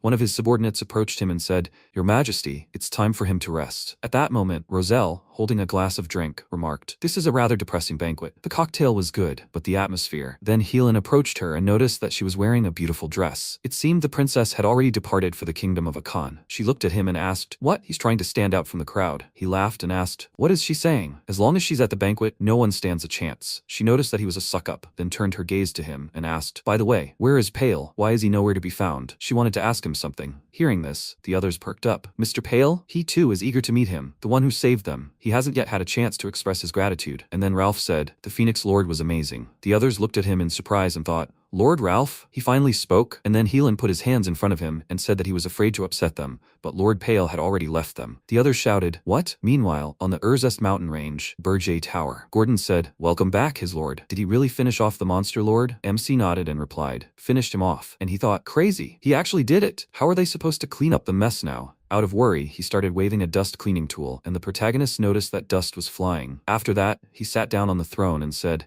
"Now that Draxon is dead, the other lords will show up soon. If he's not there by then, it will look suspicious." Gordon said, "That's why he was in such a hurry to return?" And MC thought, and this fight made him realize something. He was still too weak. Even though Draxon had gone to extreme measures, he was still exhausted from his recent clash with the heroes. His finishing blow should have been fatal, but it didn't do the damage he expected. Not only his true power, but also the Phoenix heart. All of it needed to be developed and strengthened. The next second, Jason contacted him and called him. He asked what was wrong. He thought he knew it. A notification had arrived. Good thing he had returned in time. Then he said that today he intended to hold a council of lords in his tower. The protagonist was surprised. So suddenly? Was it time for the next gathering? He replied that it wasn't so. He just didn't know yet. Lord Draxon had passed away. With these words, he lowered his gaze and placed his hand on his chest, and the protagonist smiled sarcastically and thought that he knew it was his doing. Then he looked seriously at Jason and shouted, "Oh my god, is this really true?" He replied, "Yes, he has something to say about this." Besides, a new demon lord had appeared. MC was surprised. He thought the new lord had appeared just half a day after the previous one's death. That was too fast. Grand Duke Alkine. Did he foresee Draxon's death and prepare? But the black box had vanished without a trace, along with the tower. There was no proof of his guilt. No one would catch him. So he was going to the meeting with his head held high. After a while, Vivian Blunt turned her gaze to the protagonist and said, "So it was him, the famous Berja. She was the queen of the Blood Moon clan, and her name was Vivian." Then the protagonist sat down at the table and introduced himself. Vivian looked at him with interest and remembered how Alkane had sat at the table not long before and said that Draxon couldn't have lost so absurdly. This is impossible. The demon that invaded his domain seemed suspicious to him. She must investigate everything there and report back to him. She must not take her eyes off this Burge. If anyone dares to break the law, it will be this upstart who disdains the canons and precepts of his ancestors. Then she replied that she obeyed, and in the present, she licked her lips and thought that such prickly types are actually the most pliable. Maybe she should probe him a little. Then Jason said, "Since everyone is gathered, they will begin." Then she rose from her seat and, walking forward, said that the Aryan dimension is quite interesting. And these meetings of the rulers, as soon as one died, how they all rallied. And just like that, together, they are looking for the culprit. However, something else attracts her much more. That same legendary Berja. At that moment, she walked across the table straight to him and sat down opposite him. MC was surprised that she was allowing herself to do this. She looked at him with interest and replied that she was simply curious. What kind of demon was he that he managed to turn the entire demon world upside down? He asked. "So what was your impression?" She replied that he was quite handsome and that she liked him. She extended her hand to him and asked if they would like to spend the night together. But he waved her hand away and told her to get it away from him. "You ugly thing." The next second, she screamed indignantly. What? She thought she was actually the queen of the succubi. How dare he? Then Reyna said, "Vivian, would you please take your seat?" She looked at her in surprise, and Reyna added, "This council was convened to welcome her, but they also needed to figure out how Draxon managed to lose so shamefully." At that moment, Jason thought in surprise, "Reyna is running this meeting." And then Vivian giggled, looking at Reyna, and asked, "Does she have her eye on him too?" And she closed her eyes and replied, "Yes, she can't think of anything else." She said, "Okay, that's it for today." After that, Jason said they would continue the council. The main striking force in this hero's campaign were the Masters of the 10 Stars. The meeting dragged on, boring and monotonous. The demon lords exchanged the information they'd managed to obtain. But the main and unexpected topic of discussion was the appearance of a mysterious master calling himself the Master of the Phoenix. The lords' opinions were divided, but ultimately the council decided to thoroughly study this Phoenix Master and exercise extreme caution. The protagonist thought that since he'd been hiding under the identity of Pale during the campaign, he couldn't closely monitor the other demons. From now on, he couldn't reveal his identity so carelessly. Besides, this person, Vivian, was now hanging around here with a secret mission from Archduke Alkane. At that moment, he turned his gaze to her. She blew him a kiss in return. He thought, however, that she shouldn't cause him too much trouble. Meanwhile, Berge Tower, first floor. Kade peeked around the corner and thought that the guards had relaxed completely. There didn't seem to be a single demon nearby. Princess Ernian was nowhere to be seen either. This was her chance to escape. If she got through that door, she was safe. She glanced at the door, then was surprised to hear someone ask, where was she going? She spun around, noticing Ernian standing with the water spirit. She began concentrating her energy and said, for the sake of the peace in the tower and her own safety, she would stop her escape attempt. Kade held her sword in front of her and said, God knows what will happen to her if she lingers here even a moment longer. She didn't want to fight her, but she left her no other choice. Their gazes met. Then, Gordon appeared next to them and told her to get lost if that was what she wanted. Whatever happened to her was none of his concern. That was human gratitude. Kade glanced at him, thinking, they kidnapped her, and they dared to claim this was good treatment? And why on earth did he decide to let her go? Then she frowned and thought, whatever trap he was setting, He was letting his guard down now. This was her only chance. If she escaped the tower, she would somehow survive in the mountains. Then she ran quickly to the door, thinking that she would reach Holton Walk and call for reinforcements. Then she put her hand to the door and felt a powerful energy, surprised. After which, there was a powerful explosion. And Gordon said that touching the door causes such a reaction. At that moment, Katie, injured by the impact, lay on the ground. Then Gordon folded his arms and said that those who have not received the Demon Lord's permission are not even capable of crossing the threshold of the tower. He does not advise touching this thoughtlessly. She will get into trouble. The next second, Ernian put her hand to the door, and then the doors opened and Gordon looked at her, perplexed. And she was surprised and asked, "What?" She just felt that she could. Then she smiled awkwardly and asked, "But why did it open?" She was going to close it now. At that moment, the protagonist's hand appeared on the door. He looked inside and said that she opened this door herself. She decided to try her luck and escape after all, and she was surprised. The Demon Lord? Then Gordon bowed and said that they greeted him. "Lord." He asked, "What are they doing here?" Sometime later, in the Lord's private chambers, MC sat on the throne and looking at Gordon, asked, "Princess Kade tried to escape. He should throw her in the dungeon."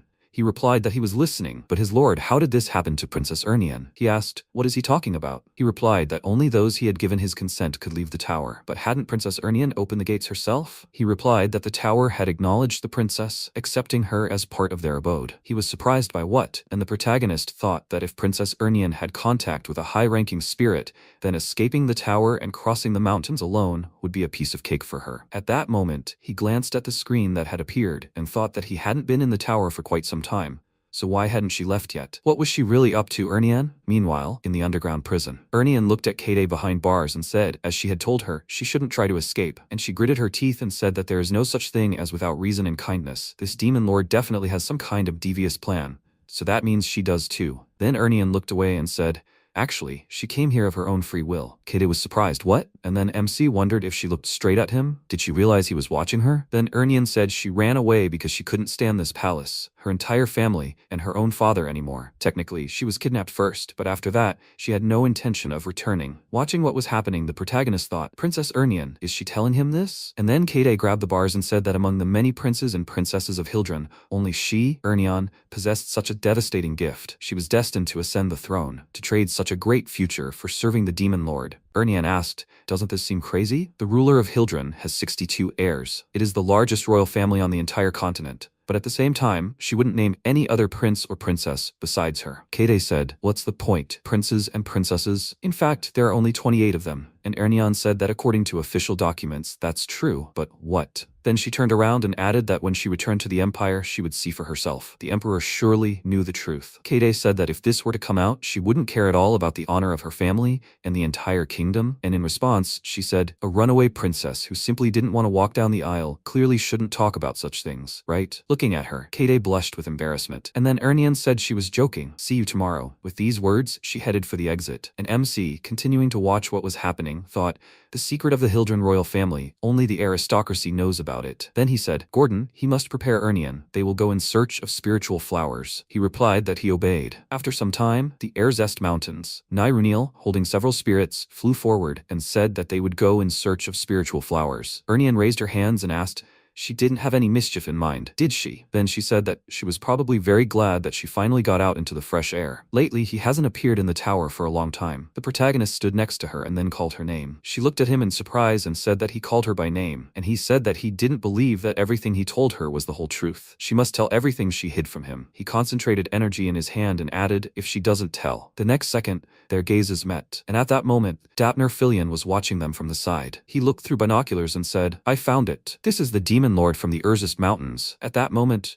Ernian looked at the protagonist in surprise and he said, "Well, there will be no new path." The next second, he sent a powerful stream of energy to the side and said that she would tell everything once he got rid of this annoying guest. Then Dapner screamed in fear. He had sensed him from such a distance. He realized he was using stealth magic, his doppelganger. At that moment, the protagonist said, "Cheap tricks." And Ernian looked at him and asked, "Was that the hero?" He replied that it was true. He had been hanging around here from the very beginning and had been getting on his nerves. She said, "A hero who has ventured into such a remote place to search and even hides in the shadows must be Dapner, the hero of the 10 stars. He is a mercenary specializing in reconnaissance and espionage. They say stealth and creating illusory copies are his forte." MC thought Dapner. He remembered that name from his past life. They said it was through him that most of the information about him leaked. This was the first time he'd seen him up close. Then Ernian asked if the tower would be okay. He replied, "No problem. Meanwhile, near the tower, Dapner looked away and said that since the Demon King was here, the tower must be somewhere nearby. But why couldn't he see it point blank? The next second, the system reported, Mana Phantom, remote activation of the tower's invisibility mode. Energy consumption started. 10 demonic energy points per second. The protagonist looked at the system window and said he had hidden the tower from prying eyes. This ability would be useful to avoid encountering the heroes prematurely. Then he reflected that invisibility cost him 10 points per second. The tower would remain hidden as long as he had demonic energy in reserve and until it was completely depleted. But for now, he turned his gaze to Ernian and said that they would continue their conversation. She must tell him everything she was hiding from him, otherwise the doors of his tower would close to her forever. After that, she looked at him, then lowered her gaze and said, "Okay.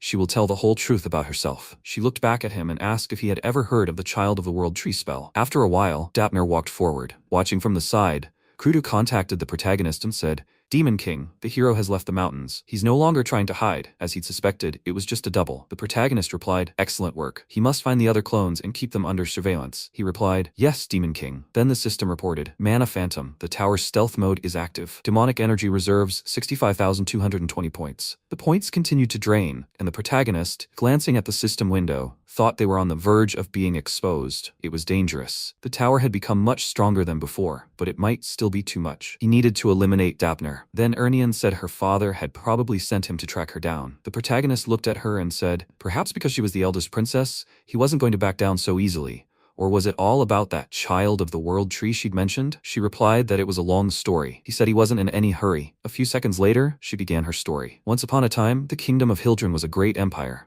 But endless wars had worn them down. Their glory had faded, and they'd become a mediocre kingdom. Her father was obsessed with restoring the empire's glory days. He believed that instead of an army of 10,000, he needed a single genius mage capable of single-handedly deciding the outcome of battles. But genius can't be instilled through training alone, and nuggets aren't easy to find. The protagonist was surprised. Really? And she'd said that right. The Child of the World tree was experimental magic for creating enhanced humans, like her. The protagonist's eyes widened at these words, and she added that while still in the womb, the fetus was forcibly injected with colossal amounts of mana to raise a magical genius with an incredible sensitivity to energy. The protagonist said that it seemed humans were no better than demons, but neither mother nor child could bear such a thing. Right? She replied that the mortality rate was horrific, and the survivors were crippled or died in agony before reaching adulthood. Only successful specimens were put on display. At that moment, a huge eye appeared from behind the clouds above them, and MC thought the creature had sensed the surge of her mana and was heading straight for them, apparently a monster of the highest rank. Then he concentrated the energy in his hand and told her to step back, princess. But suddenly she stood before him and said that among all these specimens, she was created as the most perfect, unrivaled genius. The next second, a magical symbol appeared before the eye, emitting powerful energy. But Ernian held the magical symbol in front of her, and with the help of Niruniel, standing behind her, created an ice barrier in front of them. Ice crystals then shot forward and pierced the eye that was watching them. The protagonist approached and asked, did the human take down a high-ranking monster in one fell swoop? Now it was clear why the king was so fixated on her. Ernian looked away and said that this power was literally washed in blood. He looked at her and said that, possessing such power, being the leading contender for the throne,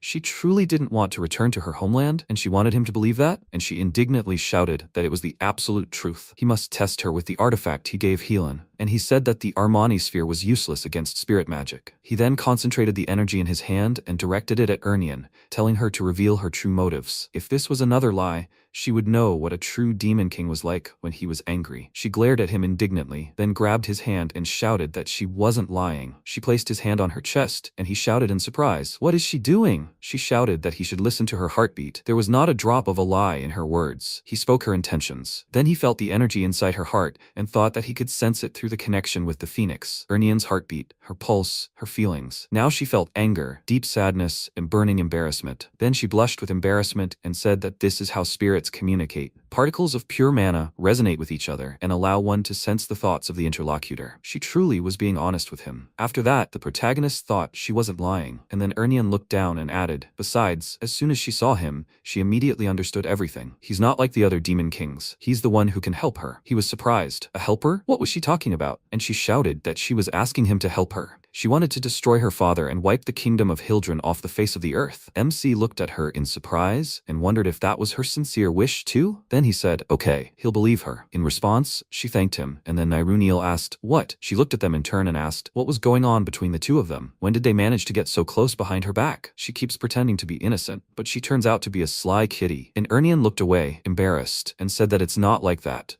It's a way for spirits to communicate, but Niruniel said we must communicate physically. Then the protagonist added that, in any case, he understood her sincerity. They would discuss Hildren back in the tower. She agreed with him. He added, but first she must find Dapner's real body with the help of her spirit and capture it. After some time, the hero Dapner ran forward. Clone magic allows clones to self-splitting. The more duplicates there are, the weaker each one. But then, they can simultaneously comb a vast territory. At that moment, the real Dapner sat in a cave and, observing the movements of his clones, said that the minimum height of the Demon Lord's tower is about 50 meters. He had searched such a vast territory and couldn't even see a shadow. Based on the testimony of Mr. Wharton Colo and Mr. Hillen Kaggle, he calculated the hero's route and search time using his own method. The tower's location simply had to be here. But it's not here. What's going on? Then he noticed a sign on the map and said, his doppelgangers, which even many high-ranking monsters avoid, were destroyed in such numbers? Krudu then said, sir, they found his doppelgangers and dealt with them. He's not that strong a 10th star hero. The protagonist looked at the window that appeared and replied,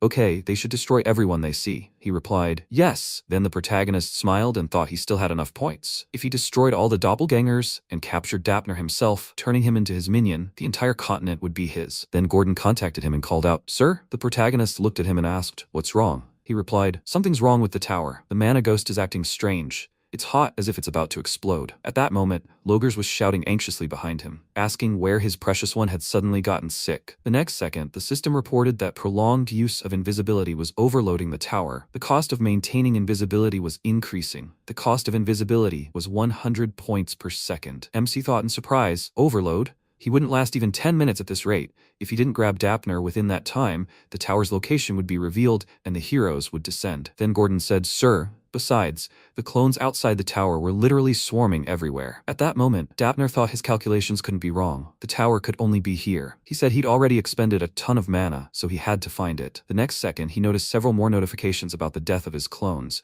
while the protagonist said, Krutu, there's no time. He must comb everything around to make sure not a single clone gets near the tower again. He replied, yes, and then the protagonist shouted, Gordon, he must transmit the coordinates of all the clones destroyed so far. He replied that he understood. He'd thought, according to the rules of clone magic, if they stray too far from the main body, they simply can't move. He'd likely already combed the area around his real body, meaning he was located exactly halfway between the destroyed duplicates. At that moment, Dapner shouted, the Demon Lord has arrived in person, so he hadn't mistaken the tower's location. He's here. All that's left is to go back and report. At that moment, Niruniel peered into his cave, their gazes locked. And then she instantly created a magical symbol and shouted, a body has been found. She channeled icy energy into the cave and closed the passage, but at that moment, the hero appeared behind her. She turned sharply and shouted, run! And the protagonist shouted, Ernian, the coordinates! She raised her hand and shouted, here, Mistress Niruniel. Then she directed a stream of energy upward, and the protagonist noticed this signal and abruptly rushed into the sky. He appeared before Dapner in a flash and called his name. He said that he would let him choose. If he wanted to live, he must submit. And Dapner thought, he's a demon lord, right? No. A phoenix? Can a phoenix have two masters at once? No, from what he'd heard, the phoenix's master was clearly a certain Pale, who was close to Helan. So this demon lord, could Pale really be the demon lord, and Helan his lackey? His eyes widened in surprise, and he thought, and the one he encountered earlier, it was like a spirit? Spirits assist the demon lord? That couldn't be right. So the crown princess, like Helan, was assisting the demon lord. Submit. A scandal like that, no matter who you sell out to, could make you live happily ever after. First, he needed to get away with it. The next second, he and several clones advanced further, and then he was surprised. A powerful energy appeared in the sky above them, and the protagonist said, fool, he gave him the right to choose. He must disappear, the hero of the 10th star. Dapner thought, this is the power of a demon lord who's not even a year old? Damn it, how dare they foist such a task on him? He should have abandoned this long ago, no matter the money. If he'd known he was so powerful, he never would have come here. At that moment, a powerful explosion thundered, followed by a magical bird snatching the scroll and flying off into the distance. After a while, the bird flew into the kingdom of Hildren, and a few seconds later, one of the king's subordinates knelt before him and shouted, Your Majesty, Royal Intelligence has just received a message from Dapner. He asked, well, have you managed to locate the tower? He shouted, yes, he sent the exact coordinates. And the king smiled and said, as expected of him. He never disappoints. The subordinate added, however, Dapner, he asked, what happened? He replied that the mana bird, Dapner, who had delivered the message, had immediately burned in black flames upon arrival and disappeared. He shouted, what? That means. Before he could finish speaking, his subordinate replied, that's right. The mana bird's sudden death meant that Dapner himself, his true body, had similarly fallen at the demon lord's hands. The king then slammed the handle of his throne and declared that even the loyal and reliable Dapner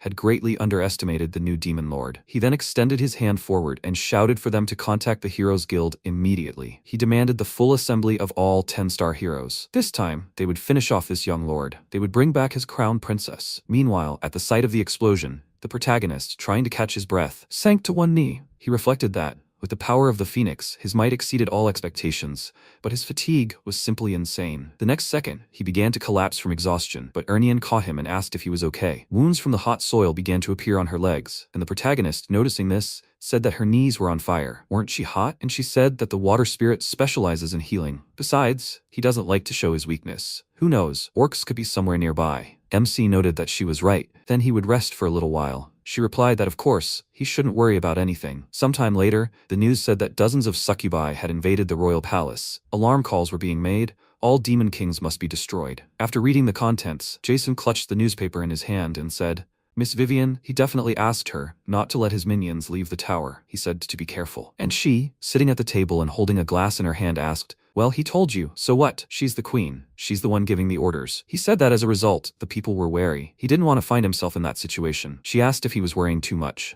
They were heroes after all. He asked what? And she asked, to the demon kings, heroes are just food, aren't they? She took a sip of her drink and added, and the fact that her people encountered a hero in the palace, well, they were just unlucky. Then Jason grabbed his head and said, Lord Duke, why did you send such an empty-headed fool here? Then she shouted indignantly, what? He just called her an empty-headed fool? She stood up from her seat and shouted at him to correct his words right now. She is the queen of the succubi. She climbed onto the table and took a few steps and added, and not some fool, she is the best of them all. Jason smiled and, after a slight pause, said, Miss Vivian, how many heroes do you think there are in Arene? She replied that in the dimension she had conquered, there were about 10. Here, there are probably more, perhaps around 50. Even so, why make a fuss over a mere number? He smiled and said that it seemed she hadn't heard anything from the Archduke, although she really would never have come here. She looked at him in surprise, and he said, 4,732. That's how many are currently registered in the Heroes Guild. She started nervously twirling a strand of her hair and asked, it's a joke? Can't be that many in one dimension. Before she could finish, Jason said that if this dimension had a limit, the previous demon kings would have conquered it long ago. She says she was just unlucky, but in Arene, meeting a hero is common. She said nervously, that can't be right. The Archduke definitely promised. She remembered him saying, Vivian, that for her, the queen who conquered the dimension, as well as the queen of her race, conquering Arene would be easy. If she followed through, he promised to make her his successor. Of course, there was Deus to consider. He would eagerly await the results. She mustn't disappoint him. Then she cried out, yes. At that moment, Jason asked, did he really promise her the title of Archduke? He probably also ordered her to keep an eye on Berge, and she cried out in surprise, how could he? He raised his index finger and replied,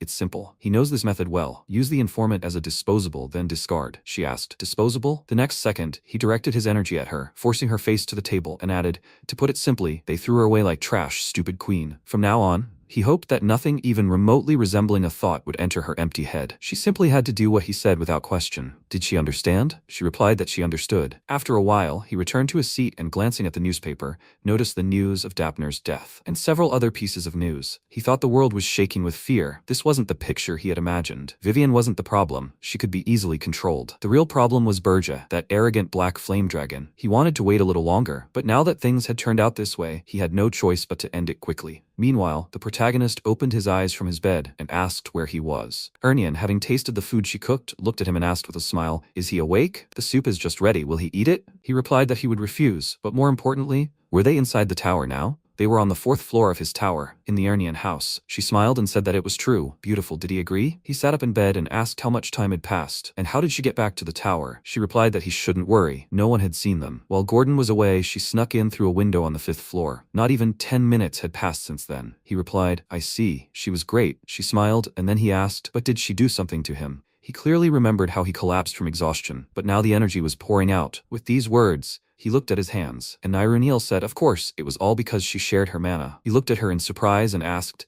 She said she cured the Demon King with mana. She replied that that was true. Didn't he absorb the summoned beast? Thanks to that, he became able to absorb mana as well. For the same reason, he was able to use this method of spirit communication. She thought, first hand to hand on the chest, now hugging. After this, she wouldn't mind dying. Then MC rose to his feet and said, Ernian, let this be their secret. He thought the Demon King's weakness was undermining his authority over his subordinates. He added, if she tells anyone. Before he could finish, she raised her index finger and said she knew. In exchange, she had conditions. He asked, what are they? She smiled and told him to grant her one wish next time. He looked surprised. A wish? If it doesn't cause any problems, then fine. She said, excellent. The next second, Gordon contacted the protagonist and said, sir, they have a problem. He asked, what happened? He replied, the Kingdom of Hildren has learned the location of their tower and is planning to revive the hero's quest. Here is a newspaper article sent by Helan. The protagonist began reading the contents and said, this. Ernian said that in his dying mission, Dapner discovered the location of the Urzest mountain tower. The protagonist frowned and thought that there was no binding magic like the kind used by demons in this dimension. At best, he could send a carrier pigeon. He attacked with the intention of eliminating even that option. Had he really managed to send it before their meeting? Then the truth about him being the master of the Phoenix, Pale, shouldn't have been revealed. Should that be considered a blessing? Then Ernian looked at the screen in surprise and thought, that's it. Then Gordon said, they say they plan to gather all the 10-star heroes. The scale will be enormous. Preparations should take at least 6 months. Then MC thought, 6 months. The tower has already been discovered. With so many 10-star heroes, petty tricks will no longer work. Things like an avalanche or a monster will not cause any harm. Eventually, hundreds of heroes will arrive at the tower in perfect condition. In just 6 months, was he really going to die again? Allowing himself to be used? Damn it, there has to be a way to overcome this, somehow. Then, Ernian took his hand and said, Demon King, she has an idea. Only a dark medium can do such a thing. One of His Majesty the Demon King's best subordinates. The protagonist looked at her in surprise, and then smiled and thought how stupid it was. Even hearing it again, it still sounded childish. Then he said that it seemed he had made her worry for nothing. He suggested holding an immediate meeting on countermeasures. He thought that he would never break until he took revenge on all the idiot heroes who humiliated and killed him. Ernian said yes. The only way to stop them was to kidnap her sister Elena. MC was surprised. What? She pulled his hand closer to her and offered to save Elena and stop the hero's march. He asked, Elena, does she mean the 13th princess? She answered that yes, she is her little sister. They have different mothers, but they are very close.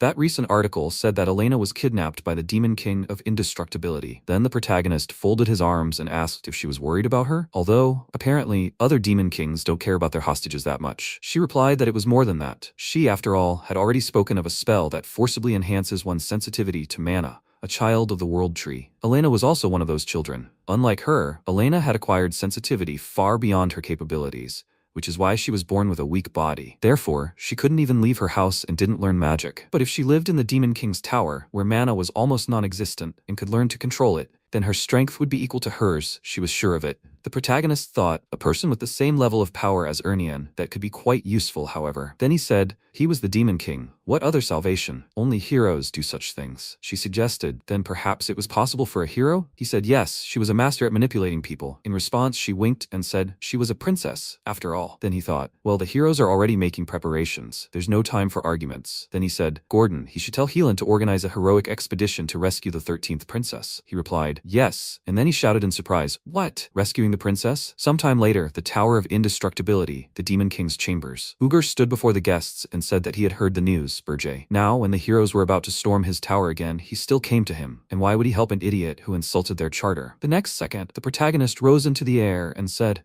what nonsense. He didn't come to ask for help, but to offer it. Ugar shouted in surprise. What? And he said that his goal, that the hero's goal, was not his tower, but him. He shouted in surprise. What? The protagonist added that he should place the 13th princess whom he had kidnapped on the first floor of the tower. Then the heroes would leave immediately after rescuing her. And he shouted, this is nonsense. He hasn't heard anything about the expedition. He said that the Titan's intelligence is mediocre anyway. Then Ugar frowned and said, this guy, just because he keeps listening to him, is getting more and more brazen, crossing the line, scoundrel, insulting the regulations. The next second, he raised his hand to strike and used 3rd-level Titan gigantization magic. And MC said, 3rd Prince Gaion, 7th Princess of the Bellows Duchy, 4th Prince Matiel, 6th Princess Kandaria. Ugar stopped his fist, and the protagonist added, all of them are either excluded from the queue, deprived of the following, or come from a kingdom that lacks the capacity to summon heroes. Even if they are kidnapped, no one will organize a hero expedition. Ugar thought he had been keeping an eye on them himself, but he wasn't sure. Then he asked in surprise, how did he know? MC asked in response, is it that important? He thought that these were the princes and princesses he had kidnapped in his past life. He smiled and asked if the tower's safety wasn't more important. He asked if the information about the hero's expedition turned out to be a lie, and the protagonist turned around and said that it didn't matter. He wouldn't lose anything by placing one of the hostages on the first floor. Yugar asked why he was helping him, what was his goal, and the protagonist smiled and, turning around, thought that he'd been caught. He was asking the goal. He thought that in this dimension,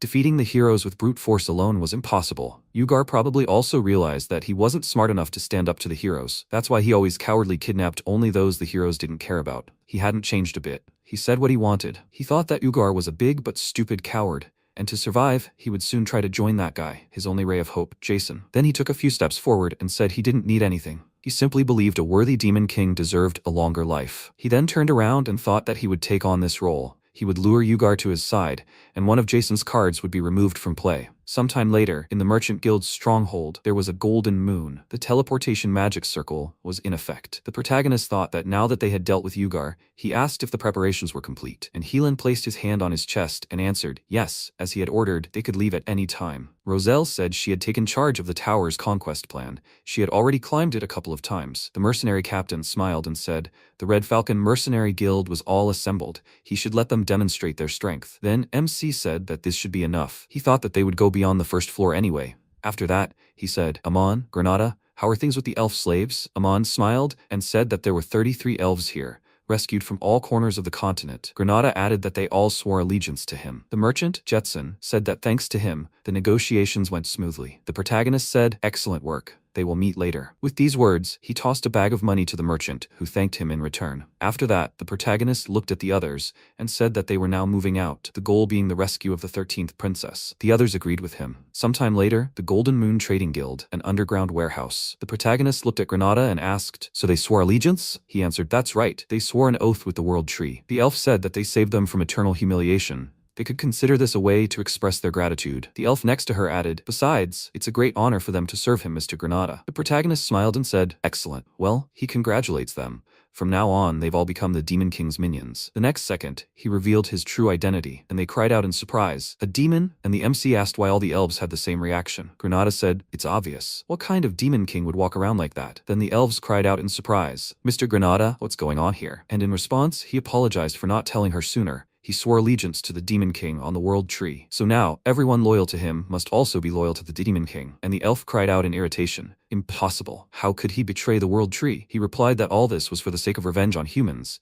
He would not be able to forget the humiliations he had endured even after death. The elf asked, revenge against humans? Then she began to recall the mistreatment of humans and clenched her trembling fist. She said that these idiots were hers and hers and hers too. Then the elves, one after another, began shouting that they supported Mr. Granada. Both he and she, they must take revenge on these idiots. Watching them, the protagonist thought, it turns out that even pure-blooded elves, when faced with disgusting humans, can stoop so low. Then he summoned Gordon and said that he had given him information about the elves. He must prepare a way to infiltrate these guys into human society. He replied that he understood. After this, MC thought that in 6 months, the heroes of the 10 stars would gather together to kill him. Until then, he needed to attract new people, strengthen the tower, and expand his influence to gain support. Creating chaos in society is one of the key ways to slow the hero's advance. There were only 6 months left before all the 10-star heroes gathered, and he would do everything in his power to survive. Sometime later, the Tower of Steel, first floor. Many titans had been defeated, and a group of heroes moved forward and began to converse. So this Tower of Steel is worthless? Maybe they should give up mercenary work and storm the tower? Roselle stepped forward and said that the first floor only contained weak monsters. Helan walked further and added, but still, we can't relax. Then one of the warriors waved and shouted, Lord Helan, they've found her? It's Lady Elena. Helan said,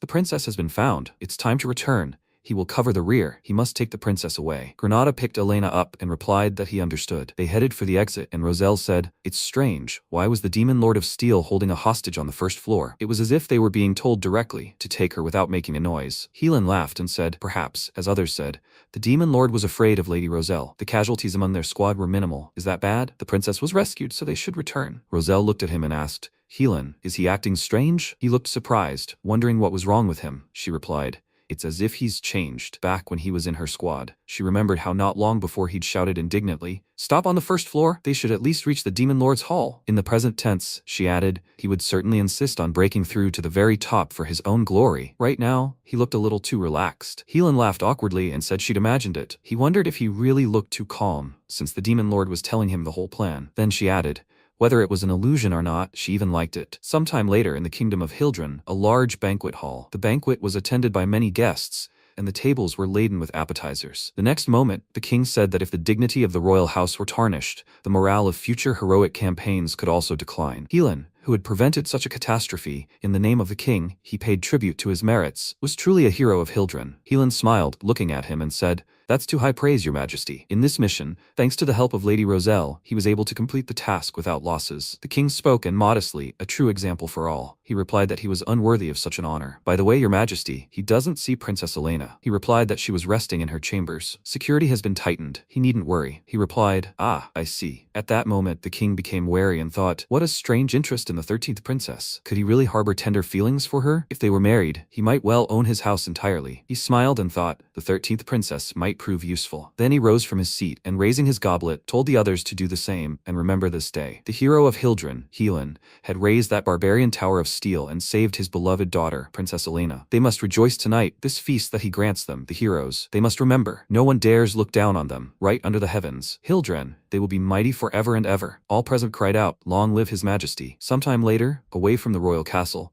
in a tower of a separate palace, Ernian activated her facial recognition mask and said, "All heroes capable of sensing demonic energy are enjoying themselves at the feast in the castle." The protagonist, who was dispatching people at the time, also used her facial recognition mask and said, "Still, she must conserve her strength. If she increases her power, even heroes far away might suspect something." She replied, "Yes." The next second, they heard a cry from above. "Enemies! We need to ring the bell." The next second, a man ran toward the bell with a hammer, but Ernian pointed her finger at him and said, "Don't underestimate them." At that moment, the water spirit suddenly expanded, absorbing both the bell and the people present. The remaining ones cried out in surprise, "Water spirit, who are they?" Ernian smiled and, taking a stance, said that these were the words she'd been waiting for. "She's one of the 4 heavenly sovereigns who serve the demon lord of the Black Flames. She's a dark spirit summoner." The protagonist looked at her and thought she was enjoying herself. Then she pointed behind her and added, "This gentleman came all the way from Urzest." She was then surprised not to see the protagonist there, and he shifted and rose up, saying, "It's annoying being looked down upon, they must finish them off." The man then shouted, "Demon Lord and the 4 heavenly sovereigns? They've come to kidnap the princess." Entering through the front doors so brazen, the protagonist shouted, "Does he think they won't notice? There's powerful protective magic on the windows." The guard, pointing his sword at him, shouted, "You fool." He was admitting he needed to kidnap her quietly without alerting the heroes. He couldn't use demonic energy right now. The others rushed to attack,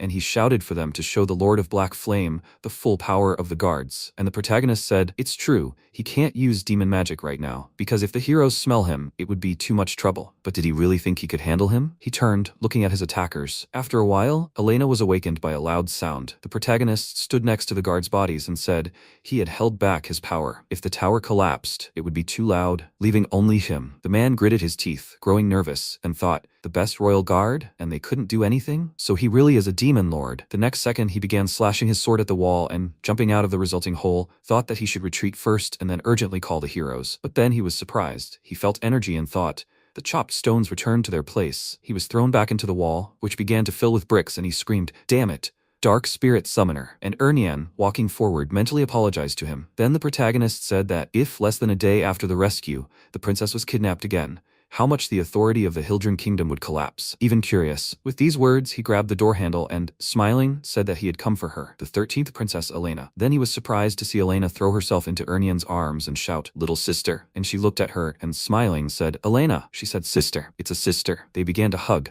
and the protagonist asked, "She's wearing a mask that blocks facial recognition. How did she know?" She replied that she read the letter she sent. Besides her sister, no one would have come for her along with the demon lord himself. MC thought, it seems the sisters really do think alike. Are all of their kind like this? And then he asked, the letter, the very one she gave to Helan? She asked, did he know? He replied, of course, it happened in his tower. She asked, wasn't he curious about what it said? And he walked forward and, concentrating energy in his hand, said, if there was anything suspicious about this, Helan would certainly have reported it. Well, they're returning. With these words, he released energy. And at that moment in the banquet hall, a subordinate approached the king and said, Your Majesty, the 13th Princess of the Black Flame has just arrived. The king then threw down his glass of drink and shouted, Idiots! Stolen again! The feast is over. How dare they mock Hildryn? What kind of people does this young lord of the Black Flame take them for?